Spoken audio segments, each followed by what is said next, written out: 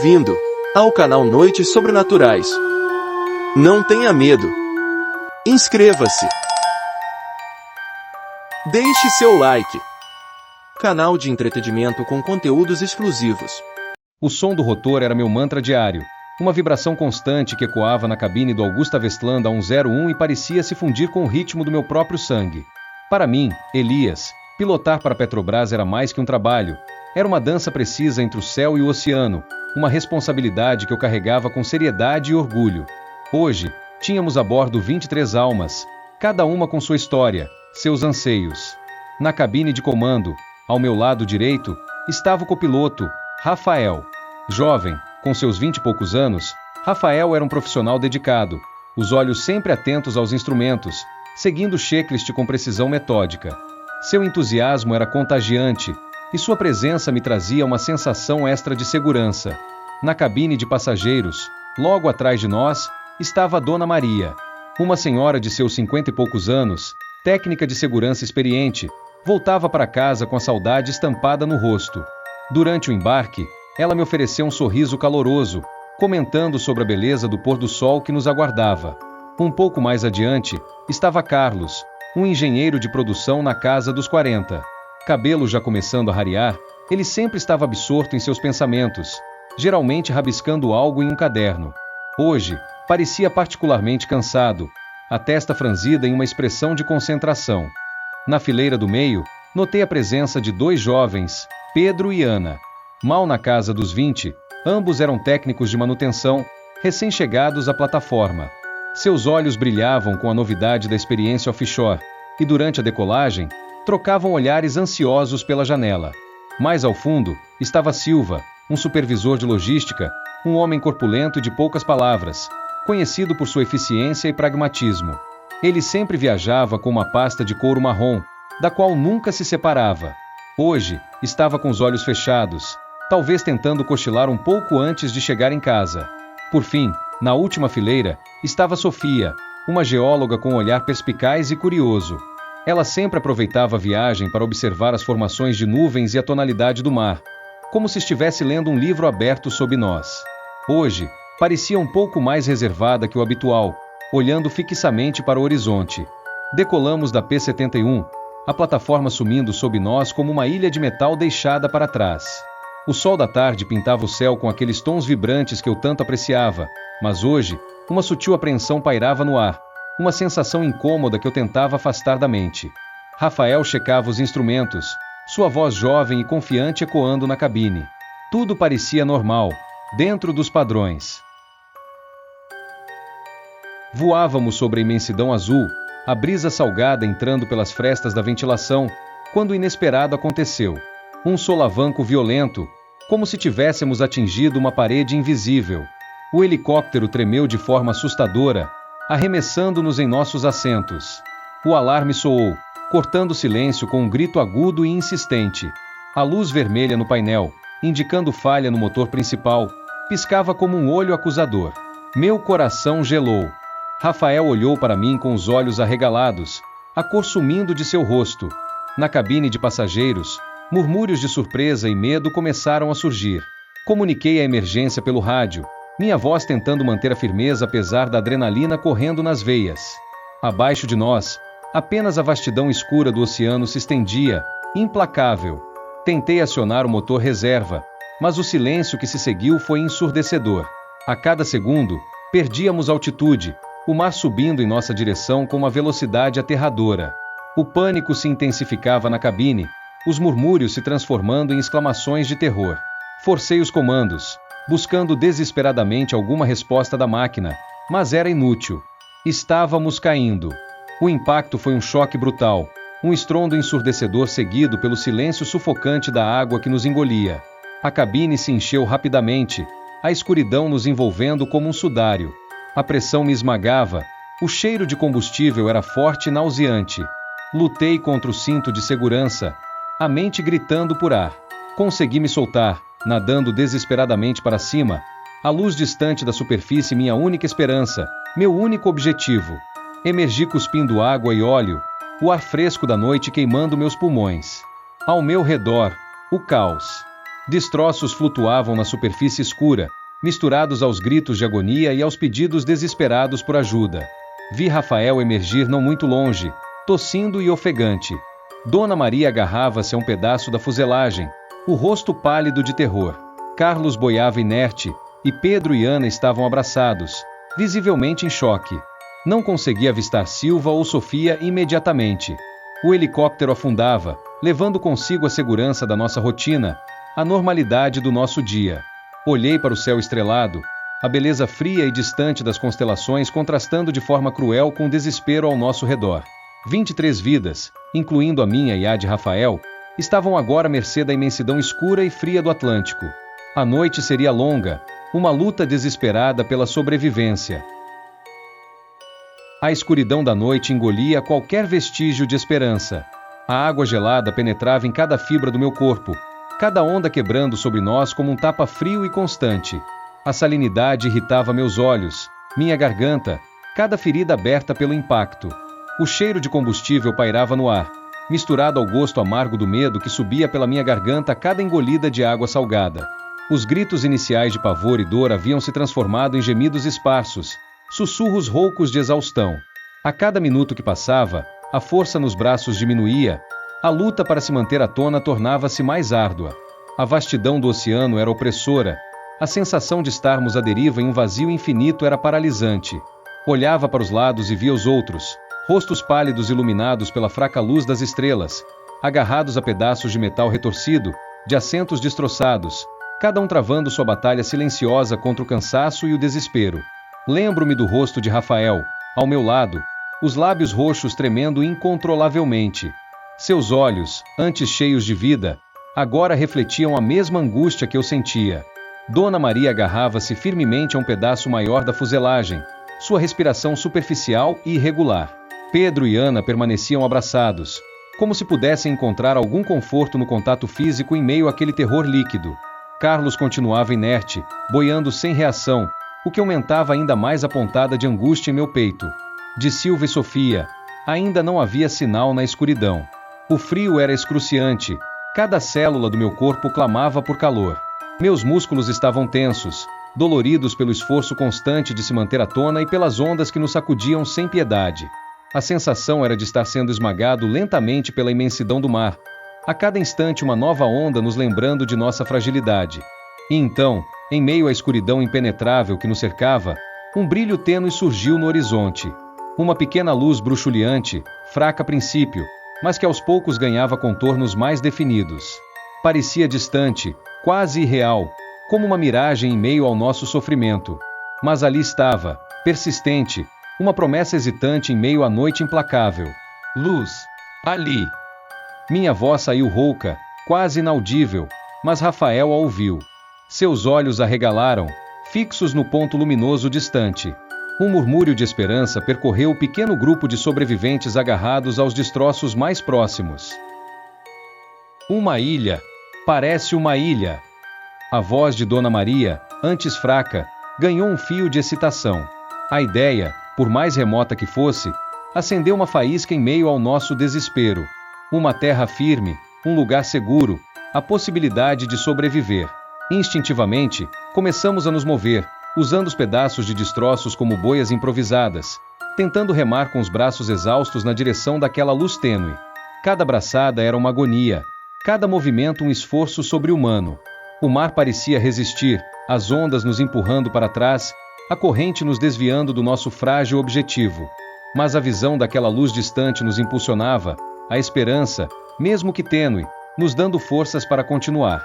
Agarrados aos pedaços de metal e plástico, cansados, feridos e enregelados, nadávamos na escuridão, impulsionados pela promessa distante de um refúgio, lutando desesperadamente para sobreviver àquela noite infernal no mar. A ilha, aquela pequena luz na imensidão, era agora nossa única chance, a âncora frágil da nossa esperança.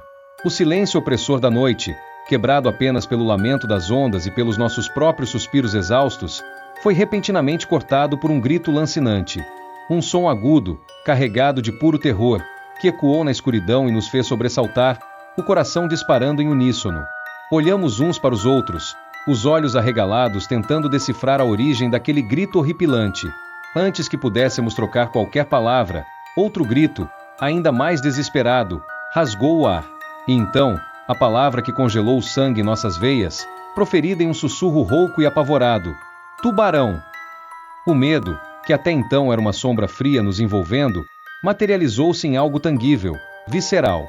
A agonia da hipotermia e do cansaço foi instantaneamente substituída por um terror primordial, o medo ancestral do predador das profundezas.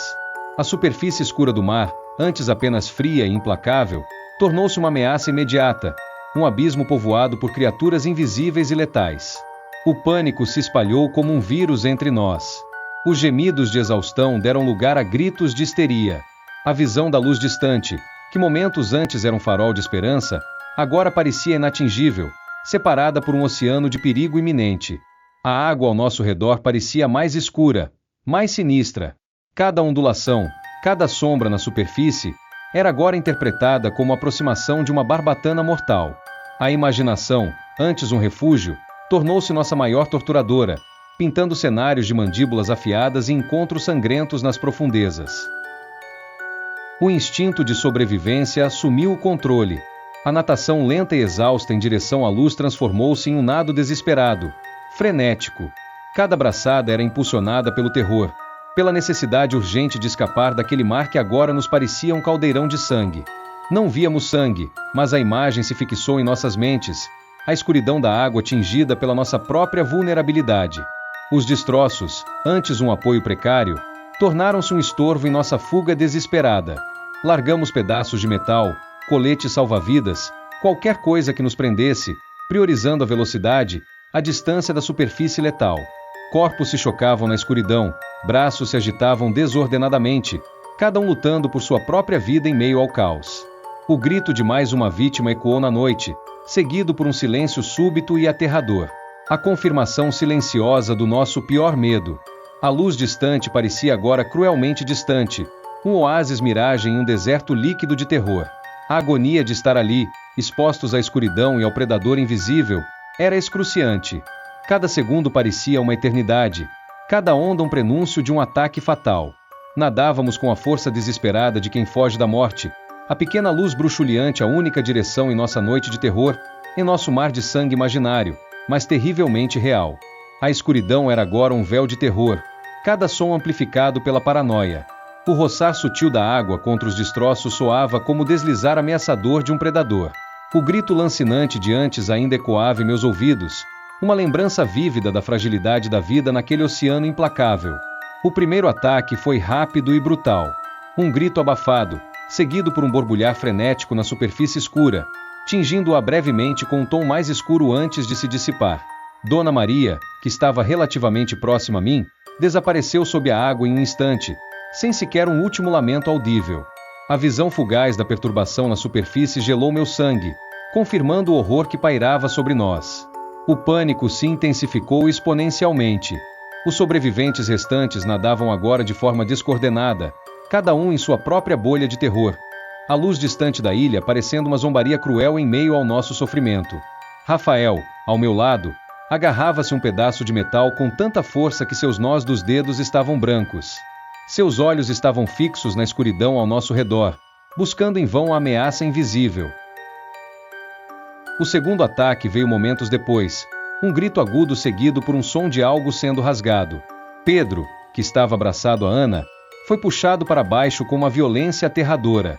Ana soltou um grito de puro horror, tentando agarrá-lo, mas ele sumiu nas profundezas, deixando para trás apenas bolhas e o eco de seu terror. Ana ficou paralisada por um instante, antes de ser puxada também, seu grito se extinguindo sob as ondas.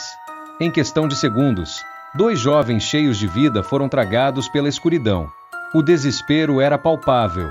A esperança, que a luz distante havia acendido, agora se esvaía a cada ataque, substituída pela certeza sombria de que nossa luta era desigual. O mar não era apenas frio e cansativo, era um campo de caça, e nós éramos as presas indefesas. O terceiro ataque foi mais distante, um grito isolado que cessou abruptamente. Não vimos quem foi, mas a certeza de mais uma vida perdida pairou sobre nós como uma nuvem negra. O grupo se dispersava no terror, cada um lutando sozinho contra o medo e a exaustão, sabendo que a qualquer momento poderia ser o próximo. Carlos, que boiava inerte desde a queda, foi a quarta vítima. Seu corpo foi subitamente arrastado para baixo, sem nenhum grito, apenas um movimento brusco na água. Sua quietude anterior parecia agora um presságio sombrio. O quinto e o sexto ataque ocorreram em um intervalo ainda menor, quase simultaneamente. 2 gritos separados, breves e agudos, e então um silêncio mortal. Olhei ao redor na escuridão, tentando identificar quem havia sumido. A cada grito, sentia um pedaço da minha própria esperança se esvair. O grupo inicial de 23 almas se reduzia a um punhado de figuras exaustas e aterrorizadas, agarradas precariamente à superfície escura. As horas que antecederam o amanhecer foram uma tortura mental e física. O frio cortava até os ossos, o cansaço era excruciante, e o medo constante dos ataques nos mantinha em um estado de alerta paralisante. Cada sombra na água, cada som das ondas, nos fazia estremecer. A luz distante da ilha parecia inatingível, uma miragem cruel em nosso mar de horrores. Rafael e eu nos mantínhamos próximos, trocando olhares vazios de desespero. Nossas palavras haviam se esgotado, substituídas por um entendimento tácito da nossa situação desesperadora. A exaustão era tanta que por vezes a sonolência nos vencia por breves segundos, apenas para sermos despertados bruscamente pelo medo de nos afogarmos ou de sermos a próxima vítima. Vi o desespero nos olhos dos outros. Um dos técnicos mais jovens, Pedro, que durante a noite havia buscado conforto nos braços de Ana, foi tragado por uma onda particularmente forte que o arremessou contra um paredão rochoso. Seu corpo bateu com um impacto seco e depois afundou, sem um grito, sem uma chance de se agarrar. Ana tentou alcançá-lo, mas foi arrastada pela mesma onda, seus braços se debatendo no ar antes de desaparecer sob a superfície turbulenta. A brutalidade da cena nos atingiu como um golpe, silenciando qualquer resquício de esperança. Dona Maria, exausta e frágil, não teve forças para lutar contra a correnteza perto das rochas. Vi seu rosto pálido e resignado enquanto era arrastada de volta para o mar aberto, seus braços afundando lentamente antes de sumir de vista. Outro dos passageiros, um homem de meia idade que mal havíamos trocado palavras, também foi vítima da violência das ondas, seu corpo batendo repetidamente contra as pedras até ficar inerte, antes de ser levado pela maré. Eu mesmo senti a morte roçar em meus dedos diversas vezes, a força da água tentando me arrastar de volta para o oceano.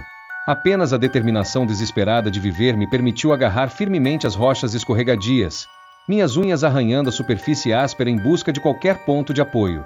Finalmente, exausto até a medula, consegui me içar para uma pequena plataforma rochosa acima da linha das ondas mais violentas, o corpo tremendo incontrolavelmente de frio e dor. Rafael estava logo ao meu lado, o rosto contorcido de dor, a perna ensanguentada por um corte profundo. Outros 4 sobreviventes haviam conseguido alcançar a ilha, cada um carregando as marcas da nossa terrível provação. Cortes profundos, hematomas roxos, arranhões sangrentos por todo o corpo. Nos reunimos ali, à beira do mar agitado, um grupo esfarrapado e desolado. O silêncio era quebrado apenas pelo som das ondas e pelos nossos suspiros ofegantes. Alguns, com os olhos marejados, fitavam o mar, lembrando os que havíamos perdido. Outros, com os rostos pálidos e exaustos, murmuravam preces de agradecimento, as palavras entrecortadas por soluços. A luz fraca do amanhecer revelava não a salvação, mas a extensão da nossa tragédia, a pequena ilha rochosa, nosso único refúgio em um oceano que havia se tornado um cemitério. Com o corpo latejando em protesto a cada movimento, Elias, o piloto, começou a se arrastar pela superfície áspera das rochas, a preocupação gravada em cada linha de seu rosto exausto. A adrenalina da sobrevivência ainda pulsava em suas veias, impulsionando-o a ajudar os outros, a afastá-los da beira perigosa onde as ondas continuavam a quebrar com fúria. Rafael, o copiloto, estava caído não muito longe da beira, a perna direita dobrada em um ângulo estranho e ensanguentada. Seu rosto jovem estava pálido e contorcido de dor, os lábios murmurando um lamento constante. Elias notou os cabelos castanhos claros grudados na testa suada e a respiração superficial do rapaz. Com cuidado, Elias se aproximou, apoiando Rafael com o braço enquanto o arrastava lentamente para uma área um pouco mais elevada e protegida das ondas. Ao lado de Rafael, Sofia, a geóloga, estava encolhida, abraçando os joelhos. Seus cabelos longos e escuros estavam embaraçados e úmidos, grudados em seu rosto magro e anguloso. Seus olhos castanhos, geralmente perspicazes e curiosos, agora estavam vidrados e cheios de choque. Elias a ajudou a se sentar mais confortavelmente, notando os arranhões profundos em seus braços finos. Silva, o supervisor de logística, estava deitado de costas, seu corpo corpulento e móvel. A testa calva brilhava sob a luz fraca do amanhecer, e sua respiração era pesada e irregular. Elias viu um corte feio na lateral de sua cabeça, o sangue seco misturado à água salgada em seus cabelos grisalhos e curtos. Com esforço, Elias o puxou pela camisa encharcada, arrastando seu peso considerável para um local mais seguro. Mateus, um dos técnicos de manutenção, estava sentado, balançando levemente o corpo para frente e para trás, os olhos vermelhos e inchados. Elias se lembrou de sua amizade com Pedro e Ana, as perdas recentes estampadas em sua face jovem e antes animada. Seus cabelos castanhos escuros estavam desalinhados, e Elias notou arranhões superficiais em suas mãos enquanto ele as apertava em punhos cerrados. Isabela, a outra técnica de manutenção, estava deitada de lado, a respiração entrecortada por soluços silenciosos. Seus cabelos loiros estavam grudados em seu rosto redondo e pálido, e Elias viu um corte profundo no braço que sangrava lentamente. Ele a moveu com cuidado, tentando não agravar seu ferimento. Ricardo, o engenheiro de produção mais experiente, estava sentado com as costas apoiadas em uma rocha maior, a testa franzida em uma expressão de dor. Seus cabelos grisalhos e ralos estavam molhados, e Elias notou um hematoma roxo se formando em sua têmpora. Ele gemia baixinho a cada movimento. Camila, a técnica de segurança mais jovem, estava encolhida, tremendo incontrolavelmente. Seus cabelos castanhos claros estavam umedecidos, e seu rosto delicado estava marcado por arranhões e lágrimas secas. Elias a envolveu com cuidado, tentando transmitir algum conforto através do toque.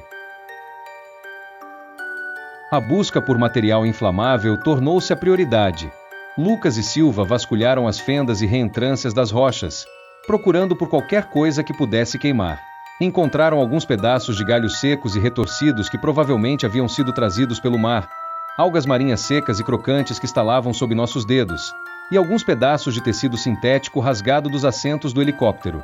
Escolhemos uma pequena depressão entre as rochas, um local um pouco mais abrigado do vento constante que chicoteava a ilha.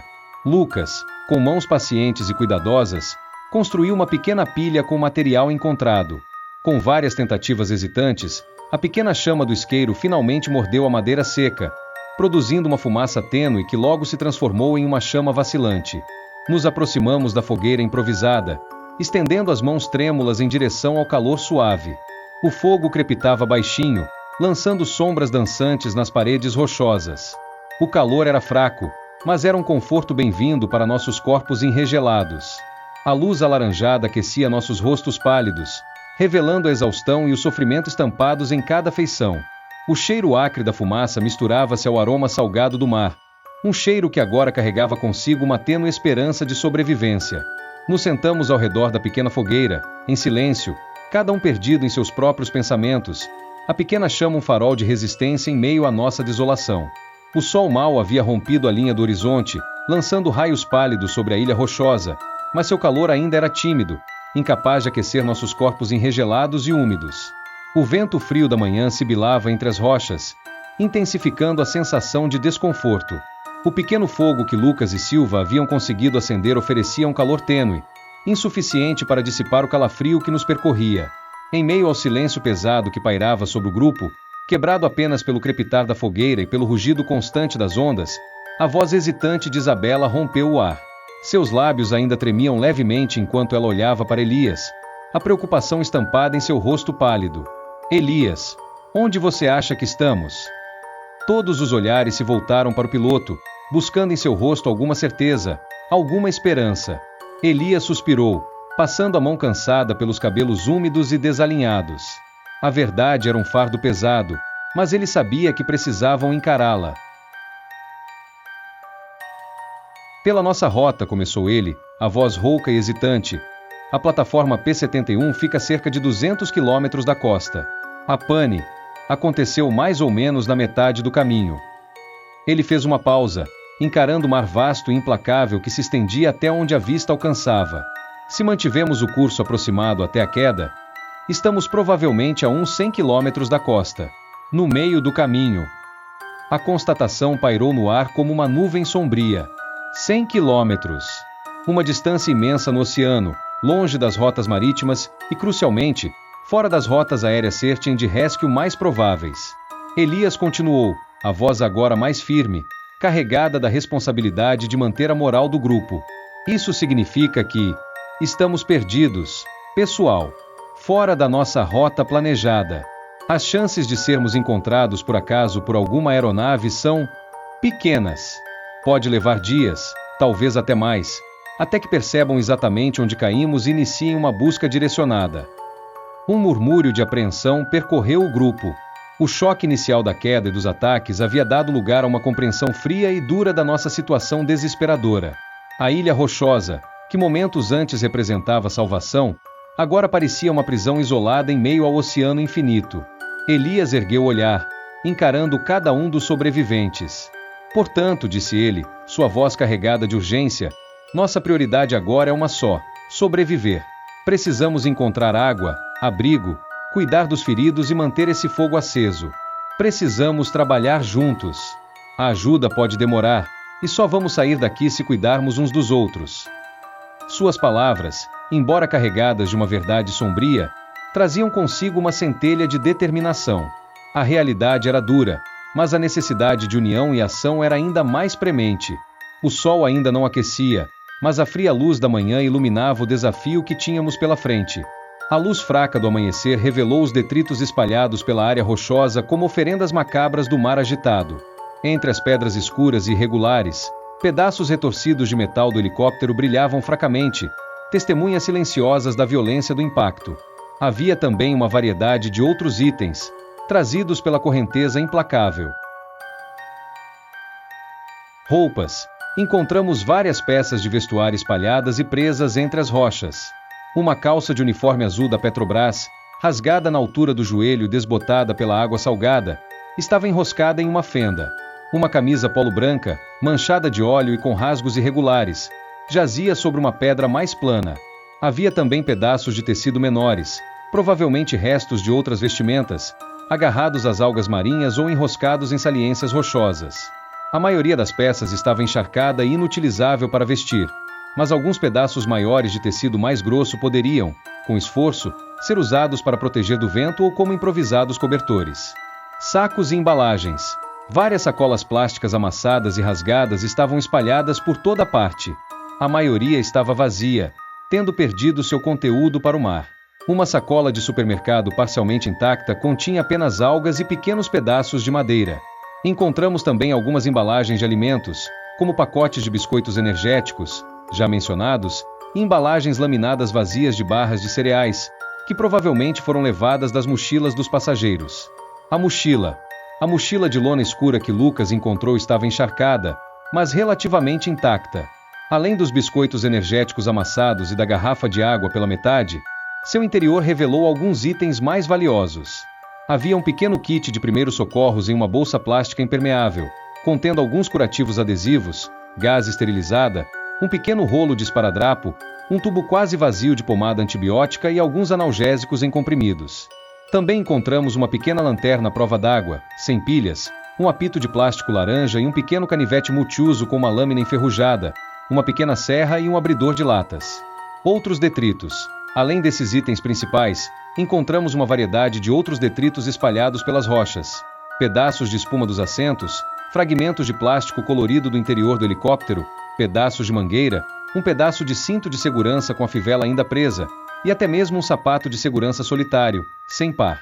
Nada disso parecia imediatamente útil, mas Elias instruiu o grupo a reunir o máximo possível de material, pois nunca se sabia o que poderia ser reaproveitado em uma situação tão desesperadora. A busca pelos destroços, embora frustrante pela escassez de itens realmente úteis, serviu para dar ao grupo uma pequena tarefa e um senso de propósito em meio à sua desolação. Cada item encontrado, por menor que fosse, era examinado com atenção, na esperança de que pudesse contribuir para sua sobrevivência na ilha rochosa e inóspita. A mochila, com seu kit de primeiros socorros e o canivete, representava a descoberta mais significativa, oferecendo uma pequena faísca de esperança em meio à incerteza do futuro. O pequeno kit de primeiros socorros encontrado na mochila era uma bênção escassa em meio à nossa desgraça.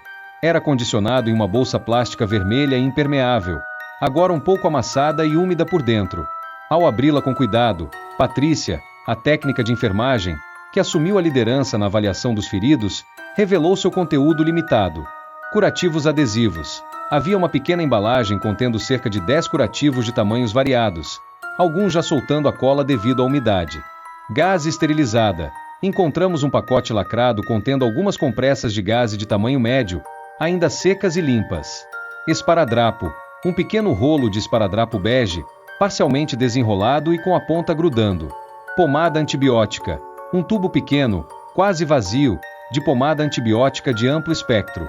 Patrícia o espremeu com cuidado, conseguindo apenas uma pequena quantidade para aplicar nos ferimentos mais graves. Analgésicos. Uma cartela com apenas 4 comprimidos de analgésico comum. Patrícia os guardou com cuidado, racionando-os para aqueles que sentiam mais dor. Era um kit básico, projetado para ferimentos leves, e totalmente inadequado para a extensão dos nossos ferimentos e para a situação de emergência em que nos encontrávamos. No entanto, era tudo que tínhamos, e Patrícia utilizou com a maior habilidade possível, limpando os cortes com a pouca água restante na garrafa e cobrindo as feridas mais expostas com a gaze e os curativos adesivos. O esparadrapo foi usado para fixar as gazes e dar um pouco de suporte a pequenos ferimentos. A pomada antibiótica foi aplicada nos cortes mais profundos, na esperança de prevenir infecções. Os analgésicos foram distribuídos com parcimônia para aqueles que sofriam de dor intensa, como Rafael com sua perna ferida. Com o sol ganhando um pouco mais de força, dissipando parte do frio da manhã, Elias decidiu que era crucial explorar a ilha. Ficar parados, esperando por um resgate incerto, era a receita para o desespero e a morte.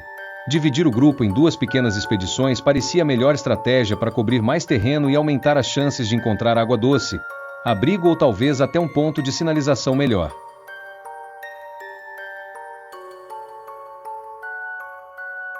Para a expedição da direita, Elias escolheu Rafael, apesar da dor na perna. Rafael, mesmo mancando e apoiando-se em um pedaço de madeira encontrado, insistiu em ir. Sua familiaridade com procedimentos de emergência e sua determinação eram valiosas. Elias também levou Lucas, cuja força física, apesar do ferimento na cabeça, poderia ser útil para mover obstáculos ou carregar qualquer coisa que encontrassem. Elias carregava o canivete multiuso e a pequena quantidade restante de água. Do outro lado, para explorar a costa esquerda, Elias designou Silva, cuja robustez e pragmatismo seriam importantes. Ele também chamou Patrícia, cuja experiência em primeiros socorros poderia ser crucial se encontrassem alguém ferido ou se algum deles se machucasse mais. Silva carregava o isqueiro, protegido em um bolso interno, e Patrícia levava o kit de primeiros socorros precário. Antes de partirem, Elias deu instruções claras: mantenham-se próximos à costa. Não se afastem muito um do outro. Marquem o caminho de alguma forma, com pedras empilhadas ou galhos. Procurem por qualquer sinal de água doce, vegetação que possa ser comestível, ou um local que possa nos oferecer abrigo melhor do que essas rochas expostas. Se encontrarem algo significativo, gritem pelo outro. A expedição da direita, liderada por Elias, avançou com dificuldade ao longo da costa rochosa que se estendia para leste. As pedras eram irregulares e escorregadias, cobertas em alguns pontos por algas úmidas e escorregadias. Rafael mancava visivelmente, apoiando-se no pedaço de madeira como uma bengala improvisada, seu rosto franzido a cada passo. Lucas, embora mais forte, precisava de cuidado para não tropeçar nas fendas entre as rochas. Elias liderava o caminho, seus olhos varrendo a base dos penhascos, as pequenas enseadas e qualquer depressão que pudesse reter a água da chuva. O som constante das ondas quebrando contra a costa dificultava a comunicação, forçando-os a se aproximarem para trocar algumas palavras. A esperança de encontrar uma pequena nascente ou um riacho era o motor que os impulsionava a continuar. Do lado esquerdo, Silva e Patrícia seguiam um caminho semelhante, mas a formação rochosa parecia um pouco mais acidentada, com grandes blocos de pedra caídos e passagens estreitas. Silva, com sua constituição forte, ajudava Patrícia a transpor os obstáculos mais difíceis. Patrícia, apesar de sua preocupação com os feridos que ficaram para trás, mantinha os olhos atentos a qualquer sinal de vida vegetal ou fonte de água. Ela também observava as rochas em busca de musgo úmido, que poderia indicar a presença de umidade. O vento batia mais forte nesse lado da ilha, tornando a jornada ainda mais desafiadora. Ambas as expedições avançavam lentamente, Cada passo um esforço, a esperança e o medo lado a lado em seus corações. A ilha, vista de perto, parecia ainda mais inóspita e selvagem, um labirinto de pedra e água onde a sobrevivência parecia um desafio monumental. A busca por recursos era prioridade. A tênue esperança de encontrar algo que pudesse aliviar sua situação desesperadora os mantinha em movimento sob o sol da manhã que começava a esquentar, mas ainda não oferecia conforto real. O acordo selou um pacto tácito entre os sobreviventes. Com a promessa implícita de que a união era sua maior força, as duas expedições se separaram, cada uma serpenteando ao longo da costa rochosa em direções opostas. A luz da manhã, embora ainda suave, começava a iluminar os contornos acidentados da ilha, revelando a extensão de sua natureza inóspita. Para Elias, liderando Rafael e Lucas pela costa leste, cada passo era um lembrete doloroso de sua situação. Rafael, apoiando-se precariamente em seu bastão improvisado, demonstrava uma tenacidade admirável, mas seu rosto pálido e as gotas de suor em sua testa denunciavam a dor constante. Lucas, mais forte fisicamente, mantinha um olhar atento ao redor, sua mente focada em qualquer sinal de ajuda ou recurso. Elias, com o canivete no bolso e a escassa água balançando em sua mão, guiava-os com a determinação de um líder em território desconhecido. Eles marcavam seu caminho com pequenas pilhas de pedras achatadas, um rastro frágil de esperança para o caso de precisarem voltar ou serem procurados. Do lado oeste, Silva e Patrícia progrediam com uma cadência mais lenta, a robustez de Silva contrastando com a agilidade cuidadosa de Patrícia. Silva varria os olhos pelas fendas nas rochas, sua mente focada em encontrar abrigo ou uma fonte de água mais substancial. Patrícia, enquanto caminhava, examinava atentamente a vegetação rala que teimava em brotar em algumas frestas, buscando qualquer planta que pudesse ser comestível ou ter propriedades medicinais. Ela também observava atentamente as poças d'água que se formavam nas depressões das rochas, avaliando se alguma delas poderia ser potável. Silva, com seu senso prático, quebrava pequenos galhos e os colocava em pontos estratégicos como marcadores de sua jornada. O sol subia lentamente no céu, lançando sombras cada vez menores sobre a ilha. O calor começava a se tornar mais perceptível, um alívio bem-vindo para os corpos enregelados da noite anterior. No entanto, a paisagem permanecia implacável. Rochas escarpadas, o som incessante das ondas e a ausência gritante de qualquer sinal de civilização. A promessa de se reencontrarem ao cair da tarde, no mesmo local onde a pequena fogueira lutava para se manter acesa, era um farol em meio à incerteza. Era um ponto fixo no tempo, um lembrete de que não estavam completamente sozinhos.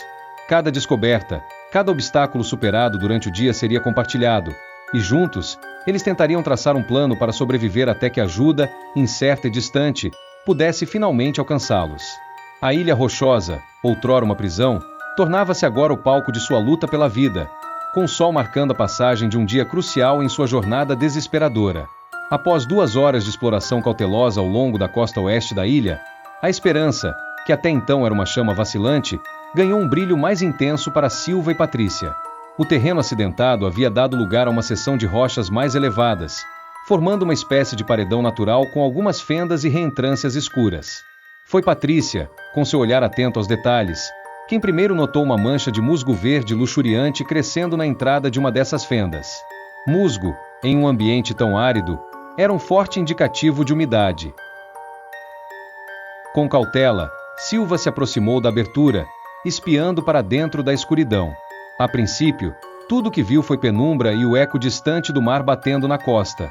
Mas então, ouviu um som suave, um gotejar constante. Com a ajuda de Patrícia, que iluminou o interior da gruta com a pequena lanterna, ainda sem pilhas, mas que refletia a luz do exterior, eles descobriram uma pequena gruta, não muito profunda, mas o suficiente para oferecer algum abrigo do vento da chuva, caso viesse. E o mais importante, no fundo da gruta, escorrendo lentamente por uma fissura na rocha, havia uma pequena fonte de água doce. As gotas límpidas caíam em uma pequena poça natural formada na base da rocha, criando um som suave e constante. A água parecia pura e cristalina, um contraste gritante com a imensidão salgada que o cercava. A alegria contida tomou conta de Silva e Patrícia. Água doce era o recurso mais crucial para a sobrevivência. Silva rapidamente lembrou de um galão de plástico azul de 20 litros que encontraram preso entre os destroços mais cedo. Embora estivesse amassado e um pouco sujo, parecia intacto. Com cuidado, Silva o arrastou para dentro da gruta. Encher o galão era um processo lento e tedioso.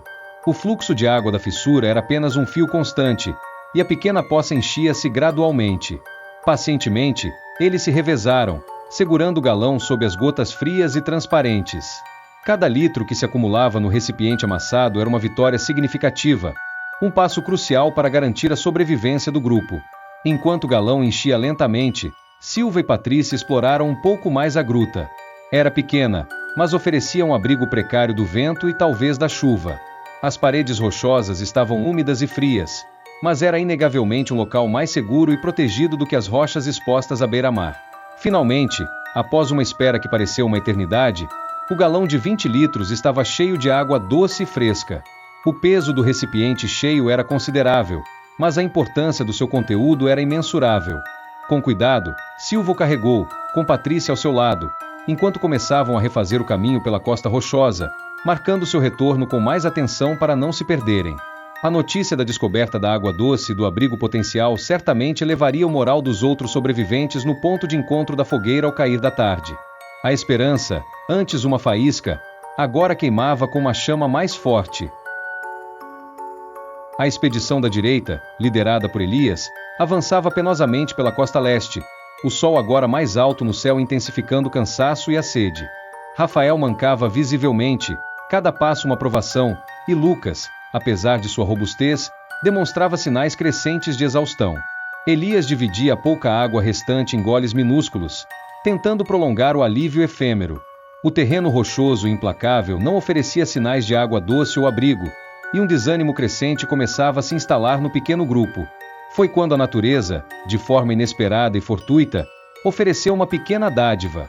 Lucas, afastando-se um pouco da beira-mar para aliviar a necessidade urgente de urinar, adentrou uma pequena reentrância entre as rochas. Para sua surpresa, e para a sorte do grupo, ali, protegido do vento salgado da exposição direta, prosperava um pequeno bananal.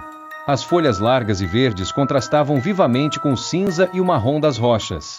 E o que chamou a atenção de Lucas foram os inúmeros passarinhos coloridos que voavam de um cacho para outro, bicando avidamente as bananas maduras. Com um grito abafado de surpresa e alegria, Lucas chamou Elias e Rafael. Inicialmente incrédulos, eles seguiram Lucas pela fenda rochosa e seus olhos se arregalaram diante da inesperada abundância. Vários cachos de bananas maduras pendiam das árvores, algumas já com a casca amarelada e pintada de marrom, indicando um sabor doce e macio.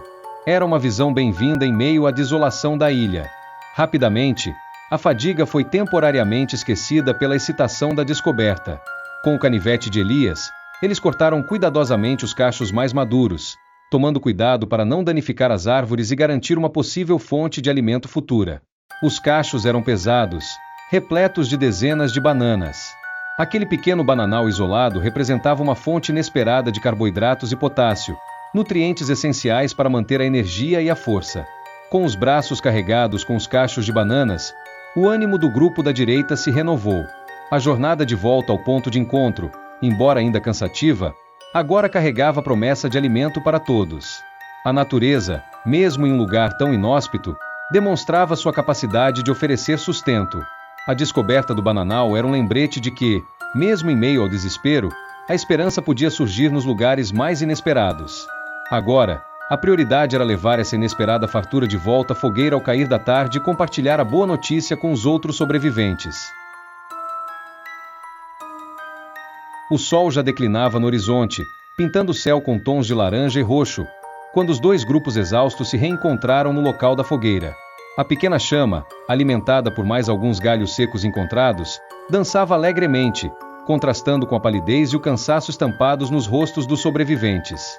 O grupo da esquerda, liderado por Silva e Patrícia, chegou primeiro, carregando com cuidado o galão de 20 litros cheio de água doce. Seus rostos, antes tensos pela busca, agora exibiam um misto de alívio e satisfação. Um murmúrio de excitação percorreu os que aguardavam ao ver o precioso líquido balançando no recipiente azul. Pouco depois, o grupo da direita surgiu da escuridão crescente, Elias, Rafael e Lucas cambaleando sob o peso dos cachos de bananas maduras. A visão da fruta amarelada e apetitosa causou uma onda de alegria ainda maior. Um sorriso genuíno, o primeiro em muitas horas, iluminou o rosto de vários sobreviventes. A atmosfera ao redor da fogueira se transformou instantaneamente.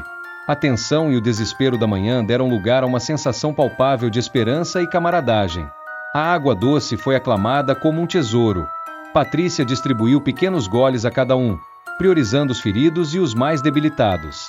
O som de goles sedentos preencheu o ar, um som doce e reconfortante. A sensação da água fresca e pura descendo pela garganta seca era indescritível, revigorando corpos e almas. Em seguida, as bananas foram distribuídas. A casca amarelada revelava uma polpa macia e doce, um sabor que parecia um luxo inesperado naquele ambiente hostil. As mordidas famintas eram acompanhadas por suspiros de satisfação e murmúrios de agradecimento. A doçura da fruta oferecia não apenas nutrição, mas também um pequeno prazer, um lembrete de que a vida, apesar de tudo, ainda podia oferecer momentos de conforto. Enquanto se alimentavam e bebiam, os dois grupos compartilhavam suas descobertas. A notícia da pequena gruta com água doce trouxe um alívio imenso, oferecendo uma fonte de hidratação mais sustentável. A inesperada fartura de bananas trouxe um ânimo renovado, a certeza de que tinha uma fonte de alimento imediata. Pela primeira vez desde a queda, uma sensação de otimismo cauteloso pairava sobre o grupo. A união em explorar a ilha havia rendido frutos, literalmente. A partilha da água e da comida fortaleceu os laços entre eles, transformando-os em uma pequena comunidade lutando pela sobrevivência. Ao redor da fogueira crepitante, aquecidos pelo fogo e pela esperança recém-descoberta, os sobreviventes se sentiam um pouco menos perdidos e um pouco mais fortes para enfrentar os desafios da noite que se aproximava e do futuro incerto. O sabor doce da banana e a frescura da água eram mais do que alimento e bebida. Eram a prova de que, mesmo na adversidade, a resiliência humana e a generosidade da natureza podiam oferecer um caminho para a sobrevivência. Com a escuridão da noite engolindo a ilha rochosa, a pequena fogueira tornou-se o ponto focal da frágil comunidade de sobreviventes. O calor bruxuleante das chamas oferecia um conforto tênue contra o frio da noite e a umidade persistente do mar. A barriga um pouco menos vazia após as bananas e os goles de água doce, a preocupação agora se voltava para a segurança e para o mistério da luz avistada no interior da ilha. Elias, com o apoio de Rafael, que apesar da perna ferida mantinha a mente alerta, reuniu os 12 restantes ao redor do fogo. A atmosfera era tensa, a lembrança dos ataques de tubarão e a incerteza sobre o que poderia habitar a ilha pairavam no ar. A luz vista no interior, um brilho fraco, mas inegável, havia sido mencionada por alguns durante as expedições, gerando mais perguntas do que respostas. Vimos uma luz, começou Silva, sua voz grave e carregada de cautela. Não era reflexo do mar. Vinha de dentro da ilha, mais para o centro. Outros assentiram, confirmando a observação. A ilha, que à primeira vista parecia apenas um amontoado de rochas inóspitas, revelava agora a possibilidade de ser maior do que imaginavam e, potencialmente, habitada. A preocupação era palpável. Estariam sozinhos? A luz indicava a presença de outros sobreviventes? Ou talvez algo mais? Algo desconhecido e potencialmente perigoso? A ideia de não serem os únicos habitantes da ilha gerava um misto de esperança e apreensão.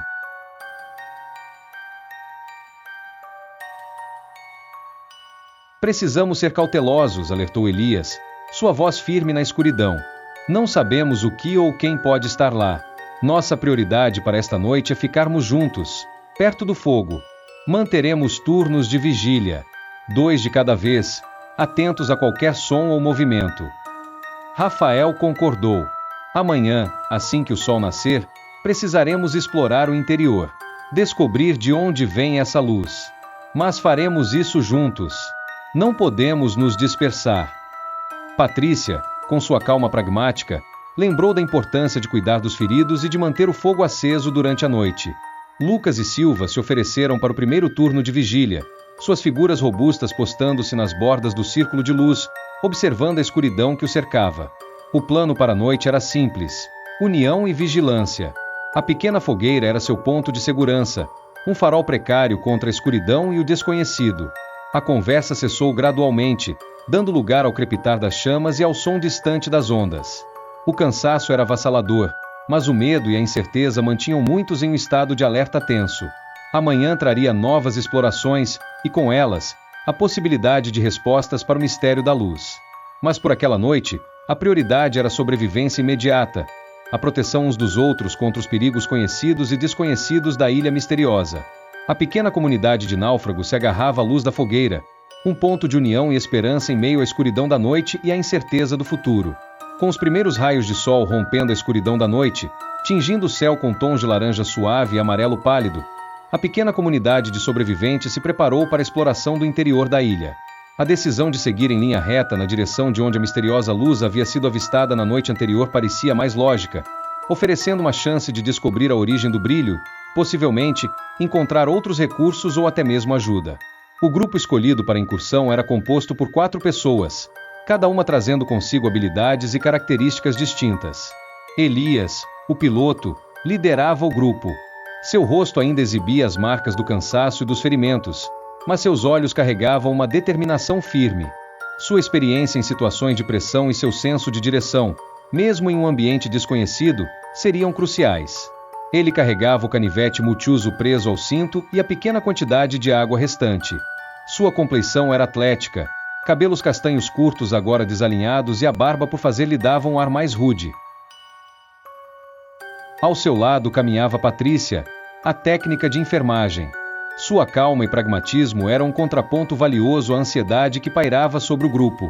Apesar de alguns arranhões e do cansaço visível em seu rosto de traços delicados e cabelos ruivos presos em um nó improvisado, ela mantinha uma postura alerta, atenta a qualquer sinal de perigo ou necessidade médica. Ela levava consigo o precário kit de primeiros socorros, esperançosa de que não precisassem usá-lo novamente tão cedo. Silva, o supervisor de logística, seguia logo atrás. Sua robustez física e sua mente prática eram um trunfo para o grupo.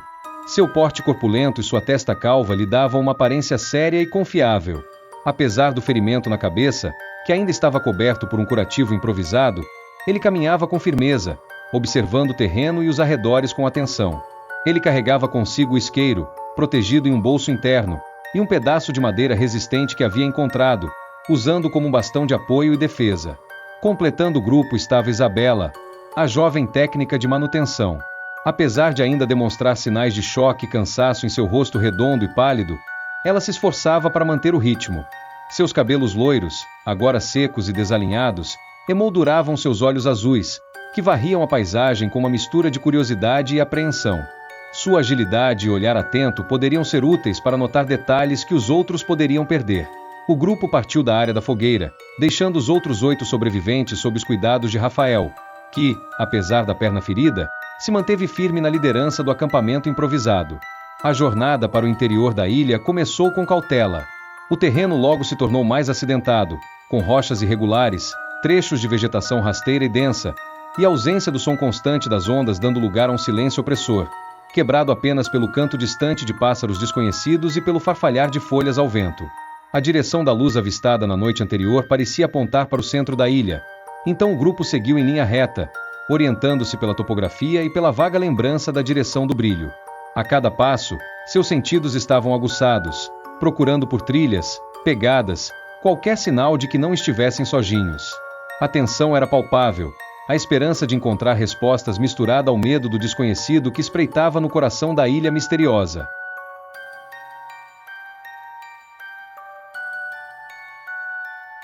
Após avançarem cautelosamente pelo interior da ilha por cerca de meia hora, a paisagem rochosa e a vegetação rasteira gradualmente deram lugar a um terreno mais suave, pontilhado por árvores esparsas e arbustos mais densos.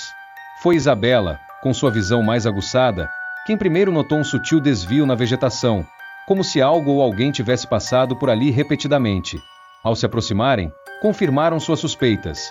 Uma trilha estreita, mal definida, mas inegavelmente presente, serpenteava entre as árvores. A descoberta gerou um misto de excitação e apreensão. A trilha indicava que não estavam sozinhos na ilha, confirmando a origem da misteriosa luz. A questão crucial era: quem ou o que havia feito aquela trilha? Seguindo a trilha com cautela redobrada, o grupo avançou por mais uns 30 minutos. A vegetação se tornou mais exuberante, com árvores frutíferas desconhecidas e arbustos carregados de bagas coloridas. E então, entre as árvores, surgiu uma visão surpreendente, uma pequena plantação, organizada de forma rudimentar, mas inegavelmente cultivada. Filas irregulares de plantas verdes se estendiam por uma pequena clareira, lembrando uma horta improvisada. Ao lado, algumas árvores frutíferas, formando um pequeno pomar, exibiam frutos maduros e coloridos. No centro da clareira, erguia-se uma pequena cabana rústica, construída com troncos finos e barro, no estilo pau a pique. O telhado era feito de folhas de palmeira trançadas, e uma pequena chaminé de pedra escura expelia uma fina coluna de fumaça branca, indicando que havia fogo aceso em seu interior. Ao redor da cabana, havia sinais de habitação, algumas roupas rasgadas e desbotadas penduradas em um varal improvisado feito com cipós, ferramentas rudimentares de jardinagem encostadas na parede e uma pilha de lenha seca ao lado de uma porta de madeira maciça, feita de tábuas unidas de forma grosseira. Espiando cautelosamente por uma abertura entre as tábuas da parede, Elias conseguiu vislumbrar o interior da cabana.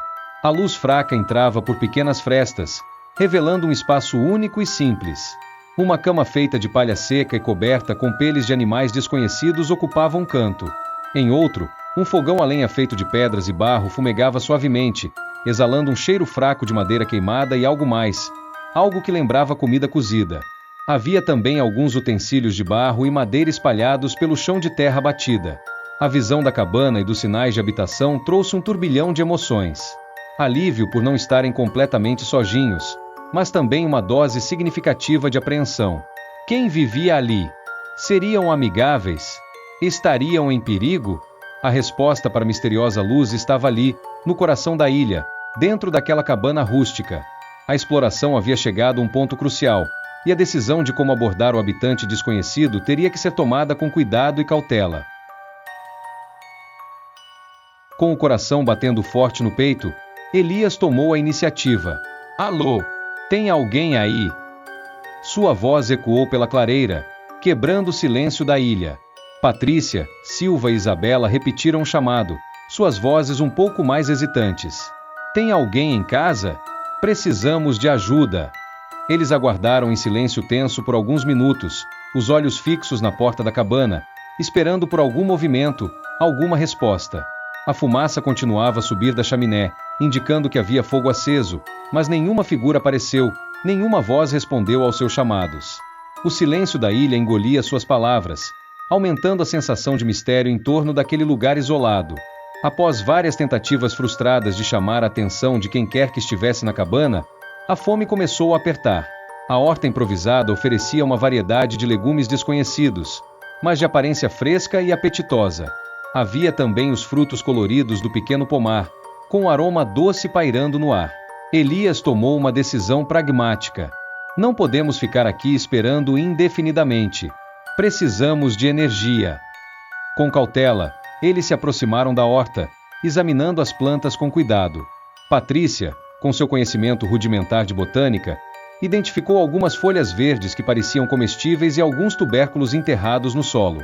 No pomar, colheram alguns dos frutos mais maduros, de cores vibrantes e com cheiro adocicado. Serviram-se ali mesmo, comendo com avidez os legumes frescos e os frutos suculentos, sentindo o alívio da fome apertando menos seus estômagos.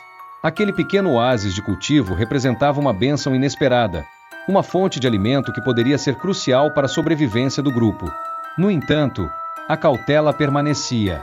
A ausência de resposta da cabana era intrigante e um pouco perturbadora. A sensação de não estarem sozinhos, mas ao mesmo tempo não conseguirem contato com o habitante da ilha, gerava uma tensão silenciosa. Com a urgência de retornar ao acampamento antes que a noite caísse novamente, e levando consigo uma quantidade razoável de legumes e frutas colhidas, o grupo decidiu retornar rapidamente pelo mesmo caminho. A trilha, agora mais familiar, facilitou a jornada de volta. A descoberta da plantação e da cabana era uma informação vital para os outros sobreviventes, e a necessidade de compartilhar o que haviam encontrado e planejar os próximos passos era primordial. A ilha, antes um mistério inóspito, começava a revelar seus segredos, levantando novas esperanças e, ao mesmo tempo, novas incertezas. A chegada do grupo de exploração ao acampamento improvisado foi recebida com uma mistura de ansiedade e expectativa. Os rostos cansados de Elias, Patrícia, Silva e Isabela carregavam a promessa de notícias. Ao mostrarem os legumes frescos e as frutas coloridas, um murmúrio de alívio e alegria percorreu os sobreviventes reunidos ao redor da fogueira que já bruxuleava na penumbra do final da tarde. A notícia da trilha, da plantação bem cuidada e da cabana com fumaça saindo da chaminé agitou o grupo. A possibilidade de encontrar abrigo mais seguro e, quem sabe, a companhia de outro ser humano, Reacendeu uma chama de esperança que a dureza da sobrevivência na Ilha Rochosa havia quase extinguido. Elias relatou os detalhes da descoberta, descrevendo a cabana rústica e os sinais de habitação. A ausência de resposta aos seus chamados gerou um debate acalorado. Alguns defendiam a cautela, temendo o desconhecido. Outros, impulsionados pelo cansaço e pela necessidade de um abrigo mais seguro, viam na cabana uma oportunidade crucial de melhorar suas chances de sobrevivência. Para resolver a questão de forma democrática, Elias propôs uma votação. Cada um dos 12 sobreviventes expressou sua opinião, ponderando os riscos e os benefícios de se aproximarem da cabana. O debate foi intenso, permeado por receios e esperanças. No final, a maioria votou a favor de se dirigirem à cabana no dia seguinte. A lógica de um abrigo mais seguro, protegido das intempéries e dos perigos do mar, e a possibilidade de encontrar ajuda ou recursos adicionais, pesaram mais do que o medo do desconhecido. A decisão tomada trouxe um senso de propósito renovado ao grupo. A noite que se aproximava seria dedicada a descansar e a planejar a mudança para a cabana ao amanhecer. A pequena fogueira, que havia sido seu único ponto de segurança, agora representava uma etapa de sua jornada. O destino, incerto mas cheio de potencial, era a cabana no coração da ilha. A esperança de um futuro um pouco mais seguro, mesmo que incerto, pairava no ar, dando a eles a força para enfrentar mais um dia. Com a escuridão da noite envolvendo a ilha, o ânimo renovado pela descoberta da cabana e pelo alimento farto contrastava ironicamente com a crescente sensação de apreensão. A lua cheia acendia no céu, imponente e prateada, banhando a paisagem rochosa com uma luz fria e espectral. Se durante o dia sua claridade poderia ser bem-vinda, naquela noite, para aquele grupo isolado, ela parecia prenunciar algo sinistro. A atmosfera ao redor da fogueira, embora ainda oferecesse calor físico, carregava agora uma tensão palpável. A lembrança dos ataques de tubarão sob a luz da lua na noite anterior assombrava as mentes dos sobreviventes. A beleza serena da lua cheia evocava memórias de terror, um lembrete da vulnerabilidade deles à mercê da natureza implacável.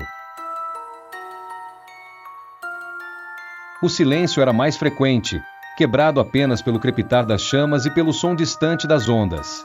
As conversas eram sussurradas, os olhares inquietos varrendo as sombras projetadas pelas rochas. A ansiedade pela jornada até a cabana no dia seguinte misturava-se a um pressentimento sombrio, uma sensação instintiva de que aquela noite não seria a Butner.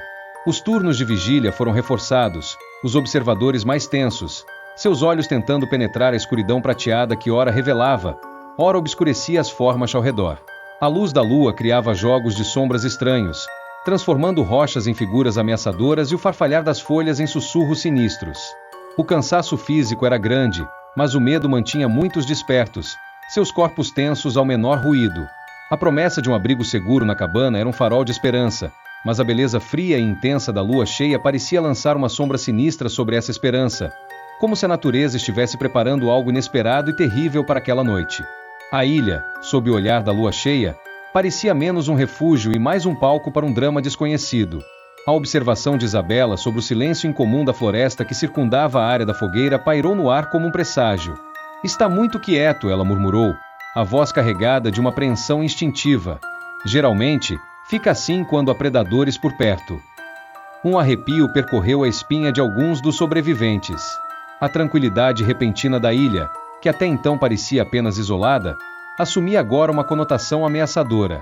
Os sons noturnos habituais da natureza, o coachar de rãs, o canto de insetos, haviam cessado, criando um vazio sonoro perturbador. A tentativa de tranquilizar o grupo veio de Ricardo, o engenheiro mais velho. "Acho que não há animais grandes aqui", disse ele, sua voz tentando soar confiante, embora houvesse uma ponta de incerteza. "Afinal, é uma ilha. Geralmente, ilhas isoladas não têm grandes predadores terrestres." Sua lógica ofereceu um breve conforto para alguns. A imagem de um leão ou um urso rondando a fogueira parecia improvável em um lugar tão remoto. No entanto, a ausência de sons familiares da vida selvagem noturna ainda era desconcertante. Se não havia grandes predadores terrestres, o que teria silenciado a floresta de forma tão abrupta? A lua cheia continuava sua ascensão, lançando sua luz fria e intensa sobre a ilha. As sombras alongadas dançavam ao redor da fogueira, criando formas fantasmagóricas que alimentavam a imaginação ansiosa dos sobreviventes. O silêncio opressor da noite parecia carregar consigo uma tensão invisível, Uma sensação de que algo estava prestes a acontecer, algo que eles não podiam prever nem controlar. A beleza da noite de lua cheia se transformava em uma tela para seus medos mais profundos, a tranquilidade forçada da natureza prenunciando um perigo desconhecido. A tensão da noite de lua cheia pairava sobre o acampamento como um véu pesado. Bruno, o técnico de rádio, sentia o desconforto da bexiga cheia e, tentando não se afastar muito da segurança da fogueira, aventurou-se na orla da mata que circundava a clareira. A luz prateada da lua penetrava fracamente entre as árvores, criando um cenário de sombras dançantes e formas indistintas. Enquanto se aliviava, seus olhos captaram um brilho estranho à beira da mata, um reflexo esverdeado e intenso, como duas pequenas lanternas acesas na escuridão. A princípio, pensou em algum animal selvagem, talvez um felino de olhos luminosos. A curiosidade, misturada a uma dose de imprudência, o dominou. Ignorando o conselho implícito no silêncio da floresta, Bruno apanhou uma pedra do chão, sentindo seu peso frio na mão. Com passos hesitantes, aproximou-se da beira da mata, a pedra erguida como uma arma improvisada. As duas luzes brilhavam fixamente, parecendo observá-lo. Bruno hesitou por um instante, mas a necessidade de identificar a criatura falou mais alto. Ele arremessou a pequena pedra na direção dos olhos brilhantes. Houve um rosnado baixo e gutural, e as duas luzes se moveram rapidamente, sumindo na escuridão mais densa da mata. Em vez de recuar para a segurança da fogueira, Bruno tomou uma decisão impulsiva e perigosa. Movido pela curiosidade e talvez pela adrenalina, avançou na direção em que a criatura havia corrido, adentrando a mata escura. A luz da lua mal penetrava a copa densa das árvores, e Bruno tropeçava em raízes e galhos caídos.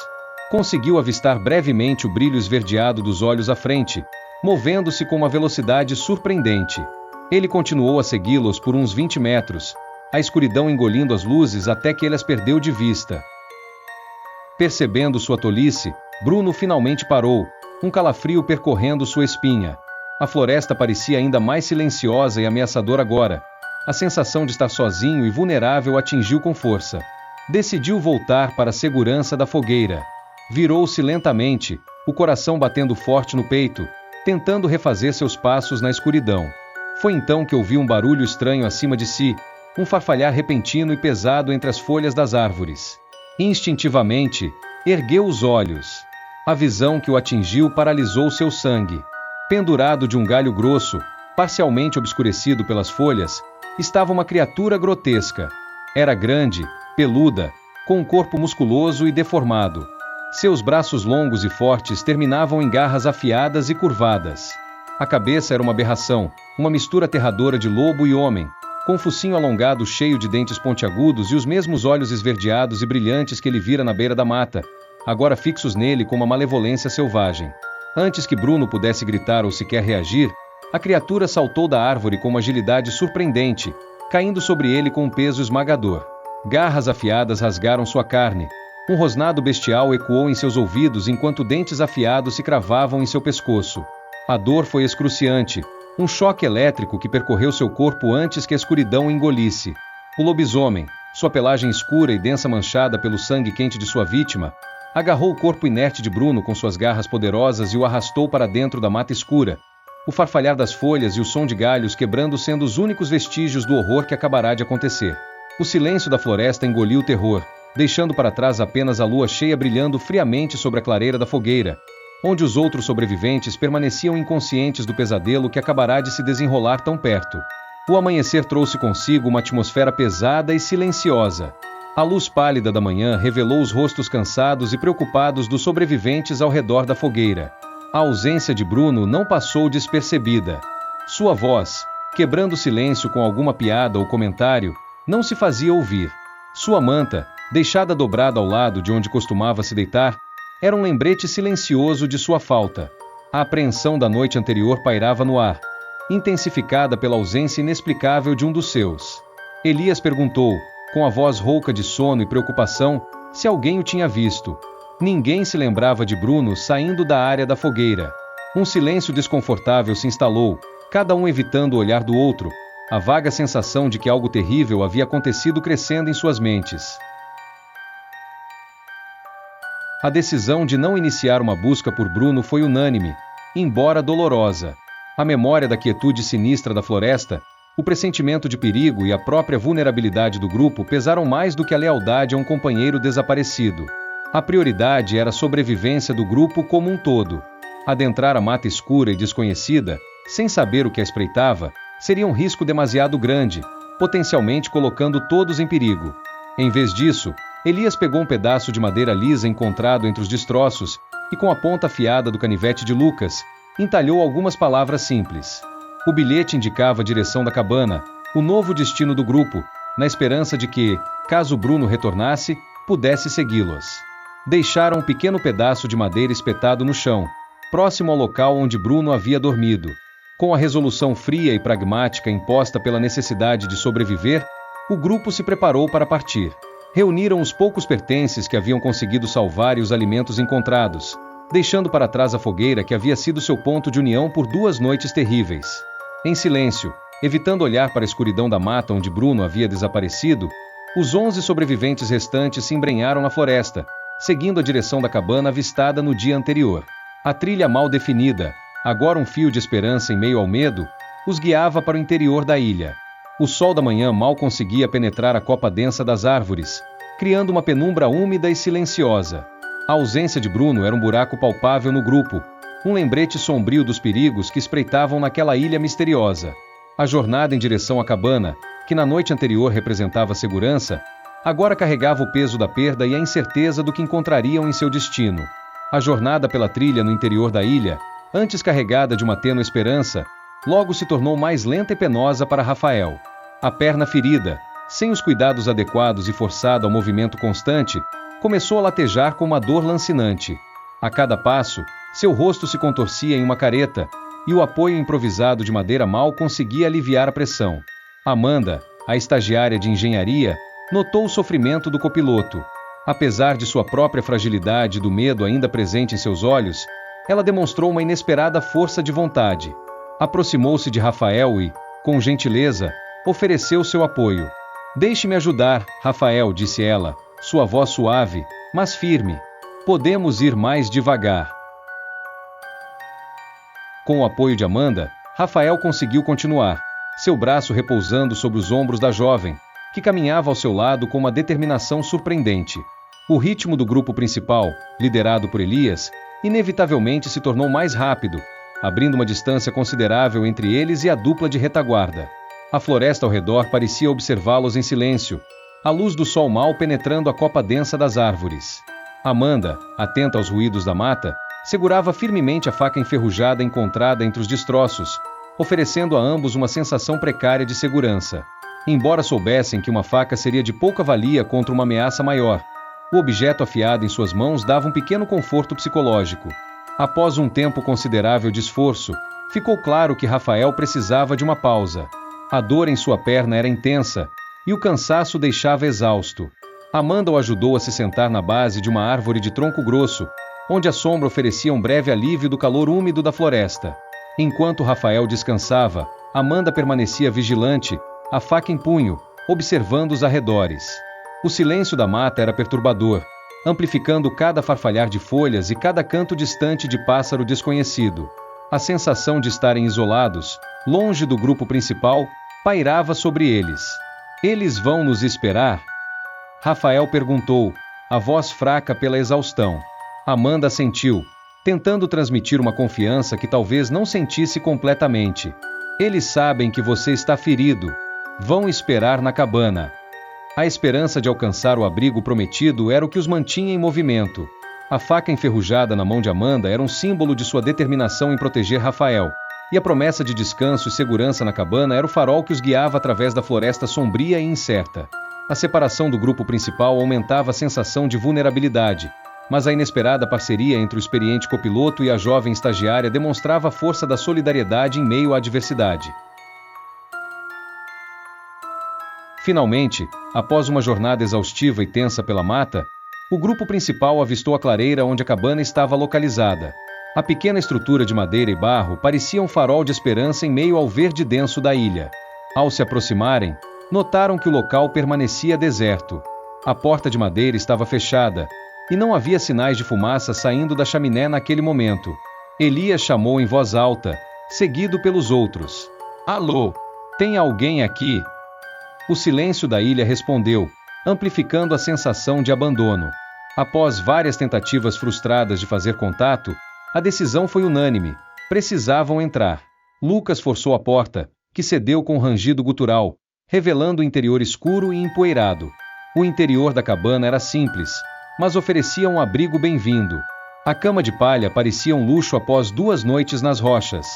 O fogão a lenha, embora apagado, prometia calor. Ao redor da cabana, confirmaram a existência de um pequeno poço de água com uma manivela enferrujada e a horta improvisada, agora ainda mais apetitosa sob a luz do sol. As árvores frutíferas do pomar exibiam seus frutos coloridos, prontos para serem colhidos.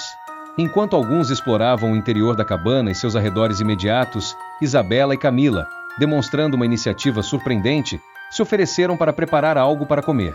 Podemos fazer uma refeição decente pela primeira vez, disse Isabela, seus olhos brilhando com uma nova determinação. Mas precisamos de ajuda para colher os legumes e frutas. Elas se dirigiram a Elias e Silva, que estavam examinando o poço. Podem nos ajudar a colher algumas coisas da horta e do pomar para o jantar, pediu Camila, um sorriso tímido surgindo em seu rosto. Enquanto isso, tentaremos acender o fogo no fogão. Elias e Silva concordaram prontamente. A ideia de uma refeição quente e nutritiva elevou o ânimo de todos. Enquanto Isabela e Camila vasculhavam a cabana em busca de algum utensílio que pudessem usar para cozinhar, Elias, Silva, Mateus e Fernanda se dirigiram à horta e ao pomar, colhendo os legumes desconhecidos e os frutos maduros sob a orientação das 2 jovens. A tarefa simples de colher alimentos frescos trouxe um senso de normalidade bem-vindo àquela situação extraordinária. A cabana, silenciosa e aparentemente desabitada, começava a se transformar em um lar improvisado, um refúgio onde a sobrevivência, por um breve momento, parecia um pouco menos árdua. Apesar do alívio de terem encontrado abrigo e comida, a mente de Elias permanecia inquieta. A ausência do habitante da cabana era um mistério que o deixava em alerta. Enquanto ajudava a colher os legumes e frutas, ele observava atentamente os arredores, buscando qualquer sinal que pudesse indicar a presença recente ou futura do dono daquele lugar. Ao retornarem à cabana com a colheita, Elias reuniu os outros. Ainda acho que não estamos sozinhos aqui, disse ele, sua voz séria. Essa plantação não surgiu sozinha. Alguém cuida dela. Precisamos ter cautela. Não sabemos quem é essa pessoa e quais suas intenções. Todos concordaram com a prudência de Elias. A experiência da noite anterior com a criatura na mata ainda estava fresca em suas memórias, tornando-os mais sensíveis a qualquer sinal de perigo desconhecido. Cerca de 3 horas depois, o cansaço e a preocupação se dissiparam um pouco com a chegada de Rafael e Amanda. Rafael mancava visivelmente, mas seu rosto estava aliviado por ter chegado ao abrigo. Amanda o ajudava com um sorriso exausto, mas vitorioso. Foram recebidos com alegria e a promessa de uma refeição quente. Isabela e Camila, com a ajuda de Patrícia, haviam conseguido acender o fogão a lenha e prepararam uma sopa rústica com os legumes e algumas das bananas. A refeição, embora simples, foi recebida com gratidão e apetite voraz. Pela primeira vez em dias, todos se sentiam um pouco mais nutridos e aquecidos. Com a noite se aproximando, a pequena cabana de aproximadamente 7 metros quadrados começou a ficar apertada para 13 pessoas. Improvisaram lugares para dormir com as mantas encharcadas e algumas folhas de palmeiras secas que encontraram nos arredores. As ferramentas encontradas na cabana, algumas enxadas enferrujadas, um facão grande e afiado, um balde de metal e outros utensílios de cozinha rudimentares, foram reunidas em um canto. Enquanto se acomodavam para passar a noite, a conversa girou em torno do misterioso habitante da cabana. A plantação bem cuidada e as ferramentas indicavam que alguém vinha ali regularmente. A teoria mais aceita era que alguém acampava ali periodicamente para cultivar e colher. A esperança de que essa pessoa não demorasse a aparecer pairava no ar, trazendo consigo a promessa de possível ajuda ou, pelo menos, de mais informações sobre a ilha. A cautela, no entanto, permanecia, lembrando-os de que o desconhecido poderia representar tanto salvação quanto perigo. A noite seria de expectativa tensa, aguardando o possível retorno do dono daquele refúgio improvisado. A noite na pequena cabana foi tensa e interrompida por ruídos que mantiveram muitos em um estado de alerta constante. O silêncio da ilha era pontuado por estalos de galhos secos, farfalhar de folhas e, o mais perturbador, sons de passadas pesadas se movendo ao redor da cabana na escuridão. As paredes finas de pau a pique ofereciam pouca segurança contra o desconhecido. A hipótese de ser um javali ou algum outro animal selvagem da ilha tentava acalmar os nervos, mas a lembrança da criatura que atacou Bruno pairava como uma sombra em suas mentes. Com o amanhecer, a necessidade de um plano de resgate se tornou prioritária. A ideia de construir uma estrutura de sinalização no antigo acampamento, um local mais aberto e visível da costa, ganhou força. A proposta era ambiciosa: erguer uma grande pilha de madeira seca que pudesse ser incendiada rapidamente caso avistassem um navio ou luzes no horizonte. A estratégia envolveria manter uma vigília constante no alto dessa estrutura, dia e noite, com 2 pessoas se revezando para observar o mar. A logística da empreitada exigia a participação de todos no primeiro dia para coletar e construir a estrutura. Foi decidido que um sorteio designaria os 2 responsáveis pela vigília inicial, que ficariam na estrutura durante o dia e a noite. Para garantir a segurança da cabana caso o misterioso habitante aparecesse, 2 pessoas permaneceriam ali. O sorteio foi rápido e carregado de tensão. Os nomes de todos foram colocados em um pedaço de tecido rasgado, e Elias retirou os 2 primeiros. Os designados para a primeira vigília na estrutura de sinalização foram Silva, com sua visão experiente, e Amanda, surpreendendo a todos com sua coragem e disposição em contribuir.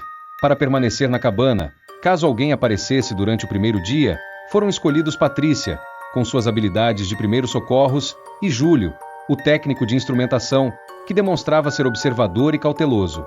Com o plano traçado, o grupo se preparou para a jornada de volta ao antigo acampamento. A esperança de serem avistados por um navio ou aeronave renovou suas energias, dando-lhes um propósito claro em meio à incerteza da ilha. A construção da estrutura de sinalização seria um trabalho árduo, mas a promessa de um possível resgate motivava todos a se unirem nesse esforço crucial. A cabana, agora um ponto de apoio, seria deixada sob a vigilância atenta de Patrícia e Júlio, enquanto os outros se dedicariam à construção de sua esperança de salvação na costa. Com o sol da manhã lançando seus primeiros raios sobre a ilha, o grupo de 11 sobreviventes se preparou para a jornada de volta à costa. Munidos dos poucos mantimentos restantes, algumas bananas, os últimos pedaços de biscoito energético e o galão de água doce, eles partiram em direção ao antigo acampamento, onde planejavam erguer a estrutura de sinalização. A determinação de serem resgatados era visível em seus rostos cansados, impulsionando-os a deixar a relativa segurança da cabana. Patrícia e Júlio permaneceram na cabana, incumbidos da importante tarefa de vigiar o local caso o misterioso habitante retornasse. A solidão da cabana, contrastando com a atividade do grupo, gerava uma atmosfera tensa, mas ambos compreendiam a necessidade de manter uma retaguarda segura. A construção da estrutura de madeira na praia revelou-se uma tarefa árdua e demorada. A madeira seca e os galhos eram pesados e difíceis de transportar pela areia fofa. O sol castigava, drenando suas energias rapidamente. Silva, com sua força bruta, liderava o trabalho pesado, enquanto Elias coordenava os esforços, garantindo que a estrutura fosse alta e visível. Amanda e Lucas, apesar de seus ferimentos e cansaço, trabalhavam incansavelmente, juntando e empilhando a madeira. O dia se arrastou lentamente, e ao cair da noite, a imponente pilha de madeira ainda não estava concluída. O cansaço extremo e a escuridão crescente tornaram o trabalho perigoso. Relutantemente, o grupo decidiu passar a noite ali mesmo, próximo à estrutura inacabada. Improvisaram um abrigo precário com grandes folhas de palmeira e se agruparam para tentar se aquecer sob o céu estrelado. A saudade da relativa segurança da cabana era palpável, mas a visão da estrutura crescente, um símbolo de sua esperança de resgate, oferecia algum conforto. A noite na praia foi fria e desconfortável, o som das ondas lembrando-os de sua vulnerabilidade. Ao amanhecer, com o corpo dolorido e a mente focada na tarefa inacabada, eles retomaram o trabalho com renovada determinação. A estrutura de sinalização finalmente ganhou forma, uma torre de madeira seca pronta para ser incendiada ao menor sinal de salvação. O plano era concluir a estrutura pela manhã e retornar à cabana para o merecido almoço, reunindo novamente o grupo e compartilhando o progresso de seu esforço de resgate. A separação, embora necessária, era um lembrete constante dos perigos que espreitavam na ilha. A noite caiu sobre a ilha, e a ausência do grupo que fora construir a estrutura de sinalização na praia começou a gerar uma crescente apreensão em Patrícia e Júlio, que permaneciam na cabana. As horas se arrastavam lentamente, marcadas pelo crepitar suave do fogo no fogão de barro, que oferecia um calor reconfortante na pequena cabana. Uma longa conversa se desenvolveu entre os dois, compartilhando medos e esperanças, tentando encontrar algum consolo na companhia um do outro. Em um momento de vulnerabilidade e buscando um pouco de conforto humano em meio ao isolamento e ao medo, a conversa íntima entre Patrícia e Júlio evoluiu para um breve instante de proximidade física. No entanto, a tênue atmosfera de conforto foi abruptamente interrompida pelo retorno dos mesmos ruídos perturbadores da noite anterior. Passadas pesadas arranhavam as folhas secas ao redor da cabana, acompanhadas por um rosnado baixo e gutural que gelou o sangue de ambos. A curiosidade imprudente dominou Júlio. Pegando um cabo de enxada de madeira que estava encostado na parede, sentindo a textura áspera em suas mãos trêmulas, ele decidiu sair da segurança da cabana para investigar. Patrícia tentou dissuadi-lo, mas a necessidade de saber a origem daqueles sons sinistros o impulsionou para a escuridão da noite iluminada pela lua cheia. O tempo passou lentamente para Patrícia, que aguardava ansiosamente o retorno de Júlio. A ausência prolongada a deixou cada vez mais inquieta. Finalmente, vencida pela preocupação e descalça, aventurou-se para fora da cabana, chamando baixinho pelo nome de Júlio. Seus pés descalços logo sentiram uma umidade estranha no chão. Ao passar a mão, percebeu com horror que era sangue, um líquido escuro e viscoso sob a luz prateada da lua. Seus olhos seguiram os rastros sangrentos que se dirigiam para a mata, no mesmo sentido de onde Júlio havia partido. Então, ela viu. À beira da mata, duas luzes esverdeadas e intensas brilhavam na escuridão. Uma figura grande e escura estava agachada, e em sua boca, Patrícia reconheceu com um choque lancinante a cabeça ensanguentada de Júlio. O horror a paralisou por um instante, a compreensão brutal da verdade atingindo como um golpe físico. A criatura, o lobisomem, estava ali, devorando seu companheiro. Um grito de terror primal escapou de sua garganta enquanto ela se virava para correr de volta para a segurança da cabana. Mas foi muito tarde. A criatura se moveu com uma velocidade surpreendente, saltando sobre suas costas antes que ela pudesse alcançar a porta. Garras afiadas cravaram em sua carne, e um rosnado bestial ecoou em seu ouvido. Com uma mordida brutal e precisa, o lobisomem esmagou a cabeça de Patrícia, o som macabro quebrando o silêncio da noite sob o olhar frio e indiferente da lua cheia. O corpo de Patrícia caiu inerte no chão, a vida extinguindo-se instantaneamente. O lobisomem, saciado por mais uma vítima, arrastou o corpo sem vida para a escuridão da mata, deixando para trás apenas o sangue espalhado na entrada da cabana, um testemunho silencioso do horror que ali se abateu. A cabana, que deveria ser um refúgio, tornará-se uma armadilha mortal. O sol já estava alto no céu quando o grupo exausto e faminto retornou à clareira da cabana. A expectativa de um almoço quente da companhia de Patrícia e Júlio logo se transformou em uma apreensão fria e silenciosa. A cabana estava ali, inalterada, mas não havia sinal dos dois que ficaram para trás. A porta estava aberta, como se tivessem saído apressadamente.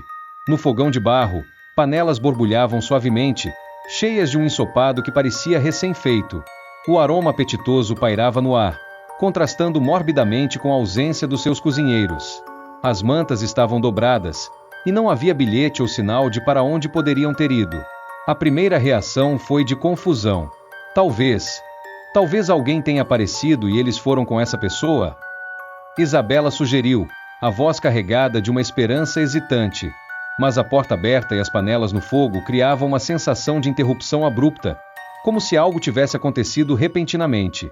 Elias, com o senho franzido, examinou os arredores da cabana. Não havia pegadas óbvias além das suas. A ausência de qualquer explicação lógica para o desaparecimento de Patrícia e Júlio gerava um mal-estar crescente. Não sei, parece estranho deixarem a comida no fogo assim, murmurou ele, a desconfiança em sua voz. Apesar da crescente apreensão, a fome falou mais alto. Decidiram comer um ensopado quente, aproveitando a refeição inesperada, enquanto tentavam encontrar uma explicação para o sumiço dos companheiros. A hipótese de que tivessem ido explorar os arredores e já retornariam foi levantada, embora soasse forçada. A prioridade era manter o sinal de resgate ativo. Silva e Amanda permaneceram na estrutura de madeira na praia, mantendo a vigília constante. O grupo restante decidiu que Elias e Lucas levariam mantimentos e água para render os vigias ao final da tarde. A ordem era clara, não poderiam demorar muito, pois a noite se aproximava rapidamente, e a segurança do grupo era primordial. A aura de mistério em torno do desaparecimento de Patrícia e Júlio pairava sobre eles, adicionando uma camada de urgência e apreensão aos seus planos. A ilha, que parecia oferecer um refúgio na cabana, voltava a mostrar sua face sombria e imprevisível. Assim que a decisão foi tomada e os preparativos finalizados, Elias e Lucas se apressaram em ajudar com algumas tarefas na cabana. A urgência de render Silva e Amanda antes que a noite caísse era palpável. Eles carregaram consigo os mantimentos frescos que haviam sido preparados, mais do ensopado quente e algumas frutas restantes, e partiram rapidamente em direção à praia. A jornada de volta à costa foi feita em passo acelerado, a preocupação com o tempo e o bem-estar dos companheiros na estrutura de sinalização impulsionando seus movimentos. Ao chegarem à praia, encontraram Silva e Amanda atentos, varrendo o horizonte com olhares cansados, mas vigilantes. Precisam andar rápido, avisou Elias, ofegante pela caminhada apressada. Está quase escurecendo quando chegarmos à cabana. Não podemos perder tempo. Lucas entregou a Silva e Amanda comida quente e um pouco de água, enquanto Elias lhes dava um breve resumo da situação na cabana, a ausência de Patrícia e Júlio e a crescente sensação de mistério. A notícia aumentou a apreensão nos rostos dos vigias. Sem mais delongas, Elias e Lucas iniciaram a jornada de volta à cabana, correndo contra o tempo. A mata, que durante o dia parecia apenas silenciosa, ganhava tons ameaçadores sob a luz crepuscular. A escuridão se aproximava rapidamente, engolindo as cores da floresta e transformando sombras em figuras indistintas. Ao mesmo tempo, na cabana, Rafael, mesmo com a perna ferida, coordenava os preparativos para a noite. A ausência de Elias e Lucas gerava uma tensão crescente, e a notícia do desaparecimento de Patrícia e Júlio havia lançado uma sombra de medo sobre todos. A escuridão engoliu a trilha enquanto Elias e Lucas se apressavam de volta à cabana. A luz crepuscular desapareceu rapidamente, substituída por uma negrura densa que tornava cada passo incerto. A mata, que durante o dia parecia apenas silenciosa, agora pulsava com uma quietude opressora, onde o único som era o estalar ocasional de galhos sob seus pés e o sussurro do vento movendo as folhas nas copas das árvores. De repente, um som sutil, quase inaudível, começou a acompanhá-los. O leve farfalhar de folhas secas, como se algo se movesse na vegetação densa ao seu redor. A sensação de estarem sendo observados se intensificou, um arrepio percorrendo suas espinhas. O medo, que haviam conseguido manter sob controle durante o dia, começou a rastejar de volta, frio e insidioso. Instintivamente, ambos pegaram pedaços de pau e pedras soltas no caminho, segurando-os como armas improvisadas. A cada sombra que se movia e a cada som inexplicável, seus corações batiam mais forte.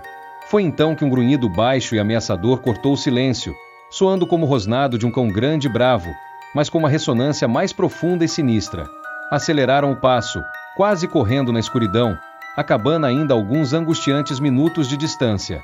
A tensão era quase insuportável, a sensação de perigo iminente pairando sobre eles como uma nuvem negra. Foi então que o azar atingiu Lucas. Em meio à pressa e à escuridão, seu pé prendeu em uma raiz saliente, e ele caiu com um baque surdo no chão da floresta. Elias, que seguia à frente, parou imediatamente e se virou, chamando pelo nome do companheiro. Ao retornar alguns passos, a cena que se descortinou diante de seus olhos o paralisou de horror. A figura grande e escura do lobisomem estava ereta sobre o corpo caído de Lucas, suas garras afiadas fincadas em suas costas, a cabeça monstruosa curvada sobre o pescoço do técnico. Elias viu o brilho esverdeado e malévolo dos olhos da criatura à luz fraca que ainda persistia na mata. O desespero e o terror da visão arrancaram um grito gutural da garganta de Elias. Mas o som de sua voz pareceu alertar o predador. Com um salto rápido e surpreendente, o lobisomem abandonou o corpo de Lucas e se lançou na direção de Elias. A mente de Elias gritou em terror, mas seu corpo não teve tempo de reagir. A criatura o atingiu com força, garras rasgando suas roupas e sua pele. A dor foi lancinante, mas o medo era ainda maior.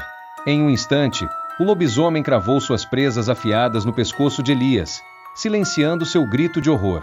A escuridão da noite engoliu os sons da luta, deixando para trás apenas o silêncio da floresta e os corpos inertes de Elias e Lucas, mais duas vítimas da criatura sombria que espreitava na ilha.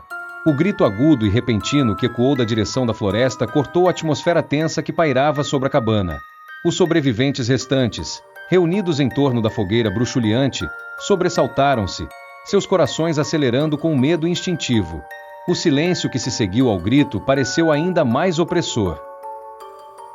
"O que foi isso?" Camila sussurrou, seus olhos arregalados varrendo a escuridão que cercava a clareira. Ricardo, tentando manter a compostura, ofereceu uma explicação hesitante. Deve ter sido algum animal, um pássaro sendo atacado, algo assim da floresta.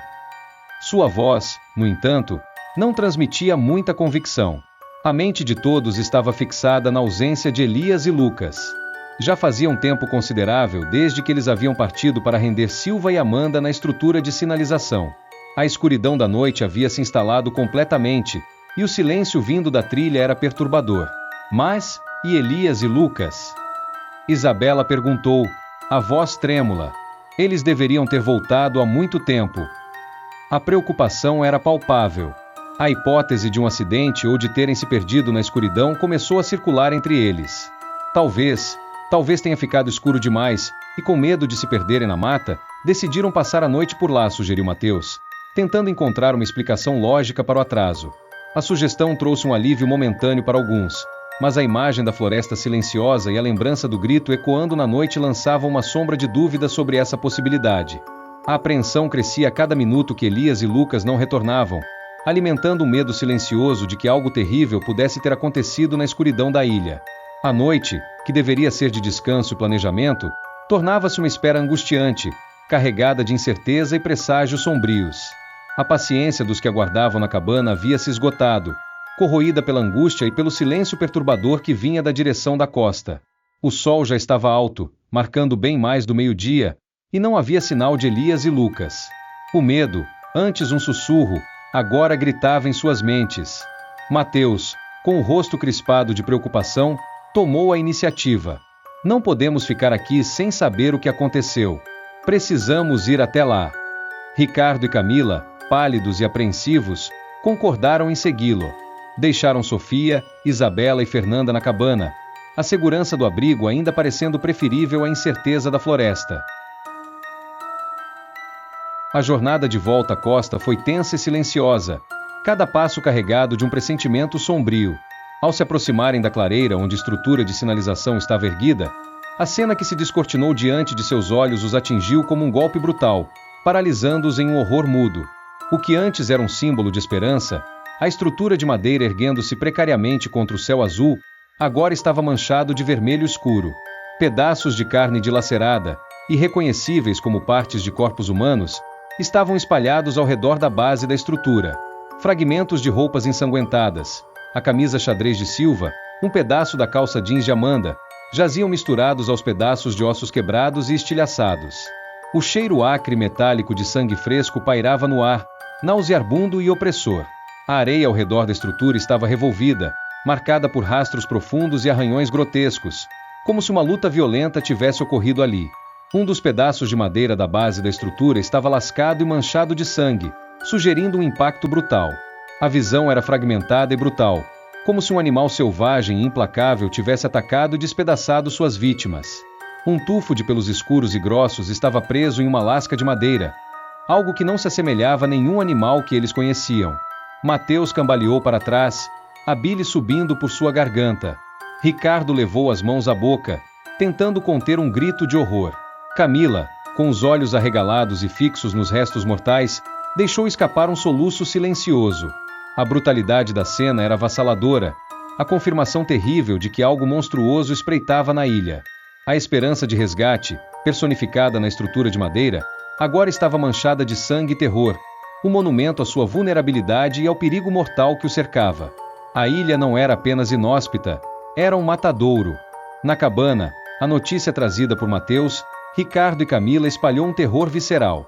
A descrição horrível da carnificina na praia, os pedaços irreconhecíveis de Silva e Amanda, e a clara evidência de um predador monstruoso transformaram o medo passivo em uma necessidade urgente de autodefesa. A pequena cabana tornou-se um arsenal improvisado. As enxadas enferrujadas foram empunhadas como machados de guerra, seus cabos de madeira oferecendo um punho firme, suas lâminas de metal, embora cegas, representando uma ameaça.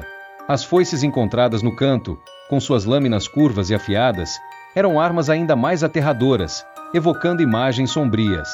Paus grossos e resistentes foram improvisados como lanças ou clavas.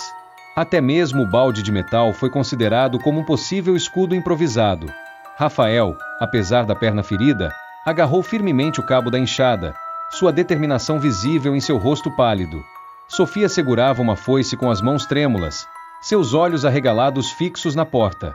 Mateus, ainda abalado pela visão da praia, apertava um pedaço de pau com força, os nós dos dedos brancos.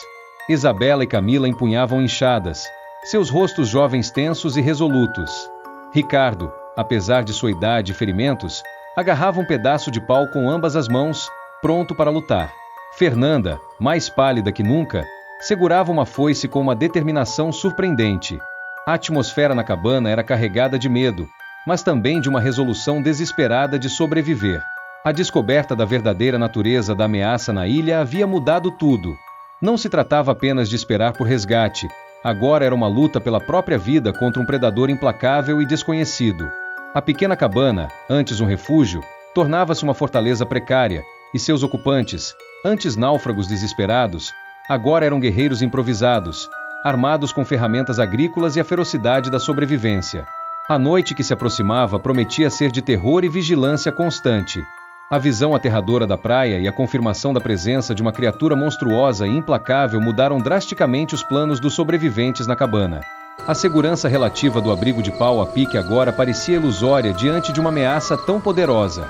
A prioridade imediata era a sobrevivência, e a melhor chance residia em fortificar o local mais visível para um possível resgate, o antigo acampamento com a estrutura de sinalização. A decisão foi unânime e rápida. Reuniriam todos os alimentos restantes, as frutas e legumes colhidos, qualquer pedaço de biscoito energético que sobejou e os poucos equipamentos úteis que possuíam, o canivete, o kit de primeiros socorros, agora quase vazio, o isqueiro e as ferramentas agrícolas improvisadas como armas. O plano era retornar à costa e usar os destroços do helicóptero, a madeira da estrutura de sinalização e qualquer outro material que pudessem encontrar para construir barricadas defensivas ao redor de uma área segura. A proximidade da estrutura de emergência permitiria que, caso avistassem um navio ou aeronave, pudessem acender o sinal rapidamente. A urgência era palpável. A noite se aproximava, e a ideia de serem pegos desprevenidos pela criatura em campo aberto era aterradora. Com determinação renovada, os 9 sobreviventes se prepararam para a jornada de volta à costa. Rafael, apoiando-se precariamente em uma enxada, insistiu em ir, sua vontade de sobreviver superando a dor. A viagem de volta foi tensa e acelerada, cada olhar varrendo a floresta escura ao redor. O medo os impulsionava, transformando o cansaço em adrenalina. Ao chegarem à praia, a visão dos restos mortais de Silva e Amanda serviu como um lembrete brutal do perigo que enfrentavam, intensificando a urgência de construir suas defesas. Imediatamente, puseram mãos à obra. Usando a força combinada, arrastaram pedaços maiores dos destroços do helicóptero e os posicionaram como uma barreira rudimentar. A madeira da estrutura de sinalização inacabada foi utilizada para reforçar as defesas. As enxadas e os paus serviram para cavar trincheiras rasas e improvisar estacas pontiagudas. O trabalho era exaustivo, mas a adrenalina do medo os mantinha em movimento. A luz do dia minguava rapidamente, e a corrida contra a escuridão era desesperadora. A proximidade do mar oferecia uma linha de defesa natural em um dos lados, e eles se concentraram em fortificar os outros acessos. Ao cair da noite, as barricadas eram uma estrutura precária, mas ofereciam alguma sensação de proteção. Agruparam-se dentro do perímetro defensivo, a fogueira crepitando no centro, lançando sombras dançantes que os mantinham em alerta. A estrutura de sinalização, sua esperança de resgate, erguia-se logo ali, pronta para ser incendiada ao primeiro vislumbre de salvação. A noite seria longa e de vigília constante, mas pela primeira vez desde a descoberta da criatura, eles tinham um plano e uma defesa, por mais rudimentar que fosse, contra o terror que espreitava na escuridão da ilha. Durante todo o dia, a prioridade máxima dos 7 sobreviventes restantes foi a coleta e o transporte de tudo que pudesse ser útil para a fortificação do antigo acampamento na praia. A urgência de se protegerem da criatura que havia dizimado seu grupo impulsionava cada ação. Mateus, Ricardo e Camila vasculharam a área ao redor da cabana, colhendo todos os legumes e frutas maduras da horta e do pomar. Cada item comestível era cuidadosamente armazenado em pedaços de tecido amarrados, formando sacolas improvisadas. As poucas embalagens de biscoitos energéticos que restavam foram distribuídas de forma equitativa. O interior da cabana foi esvaziado de qualquer objeto que pudesse servir como ferramenta ou arma. As enxadas, A foice e os pedaços de pau foram carregados com determinação. O balde de metal, a lanterna sem pilhas, na esperança de encontrar alguma, o kit de primeiros socorros quase vazio e o canivete multiuso foram igualmente importantes. Até mesmo as mantas encharcadas foram levadas, oferecendo algum isolamento e a possibilidade de serem usadas na construção das barricadas. Apesar do estado debilitado, Rafael demonstrou uma força de vontade surpreendente. A febre já o consumia, seu rosto estava vermelho e sua respiração ofegante, mas ele insistiu em participar do esforço. Apoiando-se pesadamente em uma enxada, ele caminhou lentamente ao lado dos outros, carregando alguns dos itens mais leves. Sua presença, apesar de sua fragilidade física, era um testemunho da resiliência do grupo e da determinação de enfrentarem juntos a ameaça. A jornada de volta à praia foi lenta e cautelosa, o medo da criatura espreitando em cada sombra da floresta. Ao chegarem ao antigo acampamento, a visão dos restos mortais de Silva e Amanda serviu como um lembrete sombrio da urgência de sua tarefa. Imediatamente, começaram a trabalhar na construção das barricadas. Utilizaram os destroços do helicóptero, os pedaços da estrutura de sinalização derrubada e a madeira que conseguiram carregar da cabana. Cavaram trincheiras rasas, ergueram barreiras de metal retorcido e reforçaram tudo com pedaços de madeira pontiagudos. O cansaço era extremo, mas o medo do predador os impedia de parar. A noite se aproximava, e a necessidade de um perímetro de segurança era crucial para sua sobrevivência. Com a noite se aproximando e a urgência de fortalecer as barricadas, a escassez de mantimentos e alguns equipamentos deixados na cabana se tornou uma preocupação. Isabela, Mateus e Sofia se ofereceram para fazer uma última viagem de volta ao abrigo, prometendo retornar rapidamente com o restante dos suprimentos. A decisão foi tomada com um misto de necessidade e apreensão, conscientes dos perigos da floresta ao anoitecer. Eles partiram assim que o sol começou a se inclinar no horizonte, levando consigo as poucas lanternas improvisadas que haviam conseguido montar com pedaços de metal refletindo a luz da fogueira. A promessa de um retorno rápido pairava no ar, uma necessidade tácita para não deixarem o grupo enfraquecido durante a noite. No acampamento, Rafael, com a febre aumentando, ajudava no que podia, enquanto Ricardo, Camila e Fernanda continuavam a fortalecer as barricadas sob a luz bruxuleante da fogueira. A ausência prolongada do trio que fora buscar os mantimentos começou a gerar uma ansiedade crescente. As horas se arrastaram na escuridão, e Isabela, Mateus e Sofia não retornaram. A preocupação se transformou em um medo sombrio e inegável. A floresta permanecia silenciosa, engolindo qualquer som que pudesse indicar o retorno dos companheiros. A fogueira crepitava, lançando sombras dançantes que pareciam evocar a imagem da criatura que os espreitava. A esperança de que tivessem encontrado algum imprevisto e se atrasado gradualmente deu lugar a um pressentimento terrível. O silêncio da noite, que antes era apenas inquietante, agora parecia carregado de uma ameaça latente. A ausência prolongada de Isabela, Mateus e Sofia era um prenúncio sombrio, um eco do horror que já havia dizimado tantos do grupo.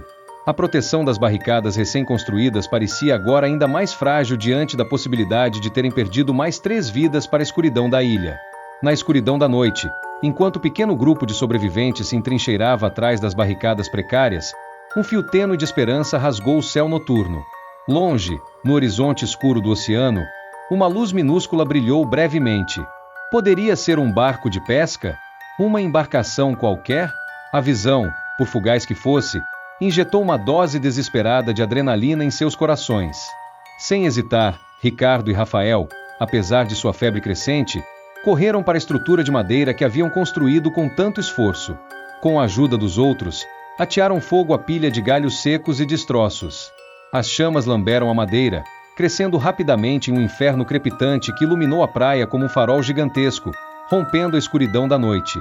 A fumaça densa subia em espiral para o céu, um sinal desesperado de sua existência.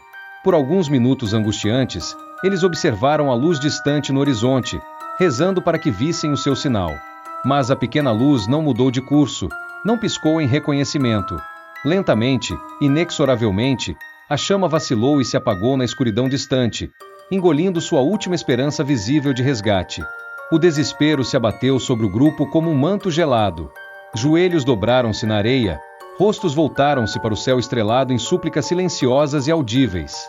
Lágrimas escorriam por rostos sujos e exaustos. A exaustão física e emocional era esmagadora. Foi naquele momento de vulnerabilidade extrema, sob a luz bruxuleante da fogueira que declinava, que a criatura surgiu. Sem medo, confiante em seu poder, o lobisomem emergiu da escuridão da mata, parado à beira da clareira, diante dos sobreviventes ajoelhados. Sua forma imponente erguia-se na luz do fogo, revelando pelos grossos e escuros manchados de sangue coagulado. Sua boca babava, um rosnado baixo e ameaçador ecoando em sua garganta. Os olhos esverdeados brilhavam com uma malevolência selvagem, fixos em cada um dos sobreviventes, intimidando-os com sua presença aterradora. A besta que havia espreitado nas sombras agora se revelava em toda sua fúria, um prenúncio sombrio do fim iminente. O terror emanando da figura imponente do lobisomem paralisou os 3 sobreviventes restantes por um instante. Mas o instinto de sobrevivência, por mais irracional que fosse, falou mais alto em Ricardo. Em um ato desesperado de pânico cego, ele se desvencilhou da proteção precária da fogueira e correu em direção à escuridão da mata, sua mente nublada pelo medo, ignorando a segurança que a proximidade dos outros e do fogo poderia oferecer. O uivo bestial que rasgou a noite gelou o sangue dos que ficaram. O lobisomem, antes parado em sua pose intimidatória, abaixou-se sobre as 4 patas e partiu em perseguição a Ricardo com uma velocidade surpreendente. Na escuridão da mata, Ricardo corria tropeçando em raízes e galhos, o coração martelando no peito. Atrás dele, o som das patas pesadas do lobisomem ecoava implacavelmente, cada passo se aproximando mais. O hálito quente e fétido da criatura roçava sua nuca, o cheiro de sangue e carne crua invadindo suas narinas. O pavor o impulsionava, mas seus pulmões queimavam e suas pernas vacilavam. De repente, uma pancada brutal o atingiu nas costas, jogando com violência contra o chão. Antes que pudesse gritar, sentiu o peso esmagador da criatura sobre ele. O som horrendo de ossos quebrando estalou na noite quando os dentes poderosos do lobisomem se fecharam em sua perna. Uma dor lancinante o atravessou, mas o terror era ainda maior quando sentiu as garras afiadas rasgando sua carne, abrindo um caminho sangrento em sua barriga. O rosnado selvagem da besta era o último som que Ricardo ouviu enquanto sua vida se esvaía na escuridão da floresta. No acampamento iluminado pela fogueira alta, Camila e Fernanda, agarrando seus paus e tochas trêmulas, aguardavam ansiosamente o retorno de Ricardo. O silêncio da noite era opressor, cada estalo de galho aumentando sua apreensão. De repente, um som distante quebrou o silêncio, um ruído familiar, um zumbido crescente no ar. "É um helicóptero!" exclamou Rafael, sua voz fraca, mas carregada de excitação. A esperança brilhou em seus olhos febris. Os 3 sobreviventes cambalearam para fora da proteção das barricadas, seus olhares fixos no céu escuro, tentando localizar a origem do som. E então, surgiu da escuridão da ilha, rasgando o céu noturno, um helicóptero negro, pairando sobre a clareira. Não vinha do mar, como esperavam, mas do interior da ilha, aumentando a confusão. Um alto-falante na aeronave chiou e a voz fria e autoritária de um capitão ecoou: "Vocês não deveriam estar aqui." Os 3 sobreviventes acenaram freneticamente, seus braços erguidos em súplica desesperada. "Socorro! Por favor, ajudem-nos!" gritou Fernanda, as lágrimas escorrendo por seu rosto sujo. Mas a resposta do capitão foi gélida: "Esta é uma área protegida do governo. Vocês estão em uma zona restrita." A incompreensão estampava-se em seus rostos enquanto imploravam por ajuda, estendendo as mãos em um gesto de desespero. Naquele exato momento, um vulto sombrio emergiu da escuridão da floresta, impulsionado por um salto animalesco. O lobisomem, sua forma grotesca iluminada pelas chamas da fogueira, caiu sobre Rafael, suas garras rasgando sua garganta com uma brutalidade selvagem. O terror paralisou Camila e Fernanda por um instante, mas o instinto de sobrevivência as fez gritar e tentar se afastar. O lobisomem, com uma agilidade aterradora, atacou Camila, suas presas cravando em seu ombro, jogando-a ao chão. Fernanda tentou correr, mas a criatura alcançou com um bote rápido, derrubando-a e mordendo sua perna com força esmagadora.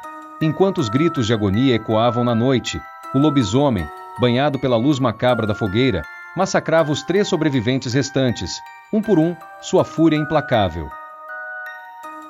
No helicóptero negro, sem qualquer identificação além da bandeira solitária do Brasil na lateral, o capitão falou friamente para o piloto: "Vamos embora.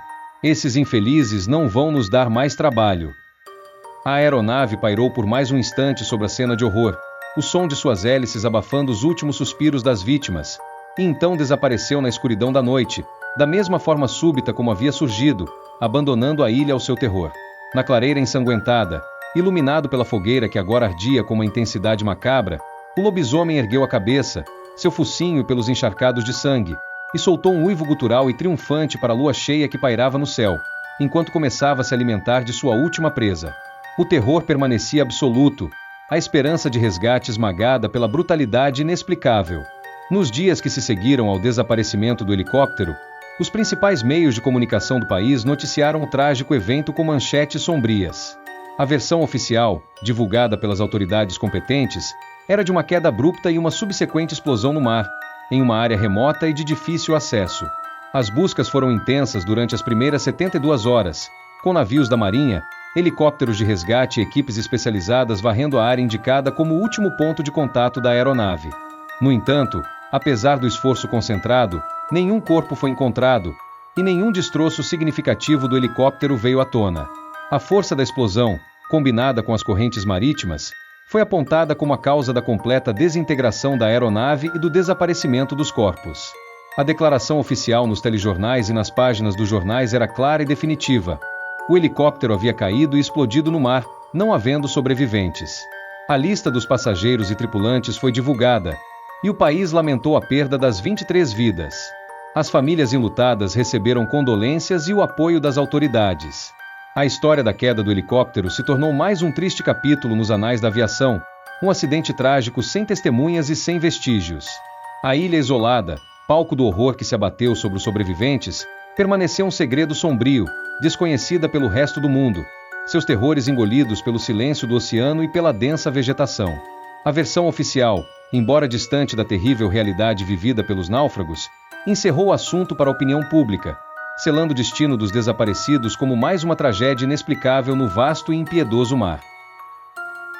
A tela do computador, antes vibrante com a narrativa aterradora da ilha amaldiçoada, agora refletia apenas o vazio escuro da sala. A figura em pé, absorta na conclusão macabra da história, moveu-se com uma determinação repentina. O toque estridente do telefone pareceu arrancá-la de um transe. Com um aceno de cabeça afirmativo, como se respondesse a uma voz interior, a pessoa atendeu a chamada, a luz fraca do aparelho iluminando brevemente seu rosto sério e pensativo. Sem proferir uma palavra, desligou. Seus olhos percorreram a sala, detendo-se na mochila esquecida sobre o sofá. Com um movimento rápido e decidido, pegou-a, ajeitando as alças sobre os ombros. Um último olhar para a tela escura do computador, e então se dirigiu à porta. Um clique seco ecoou quando a porta se fechou, engolindo a sala na mais completa escuridão. O único som que restava era o dos passos firmes se afastando, ecoando no corredor silencioso. Fim da história? Ou apenas o fim de um capítulo? A escuridão que agora envolve a tela espelha a incerteza do futuro. Quem era essa pessoa? O que a levou a se envolver tão profundamente com a história da ilha? A chamada telefônica era um chamado à ação? A mochila continha as ferramentas para desvendar os segredos restantes? A narrativa da ilha, com seu horror visceral e mistério inexplicável, pode ter chegado a uma conclusão trágica para seus protagonistas. Mas o mundo além da tela continua a girar, e novos mistérios podem estar prestes a emergir. Você, como observador desta história, decide se este é o ponto final, um epílogo sombrio e definitivo, ou se a escuridão que agora paira sobre a tela é apenas o prelúdio para um novo e inesperado desenvolvimento. O que você imagina que acontece a seguir? O mistério da ilha permanece adormecido? Ou alguém se atreverá a despertar seus terrores novamente?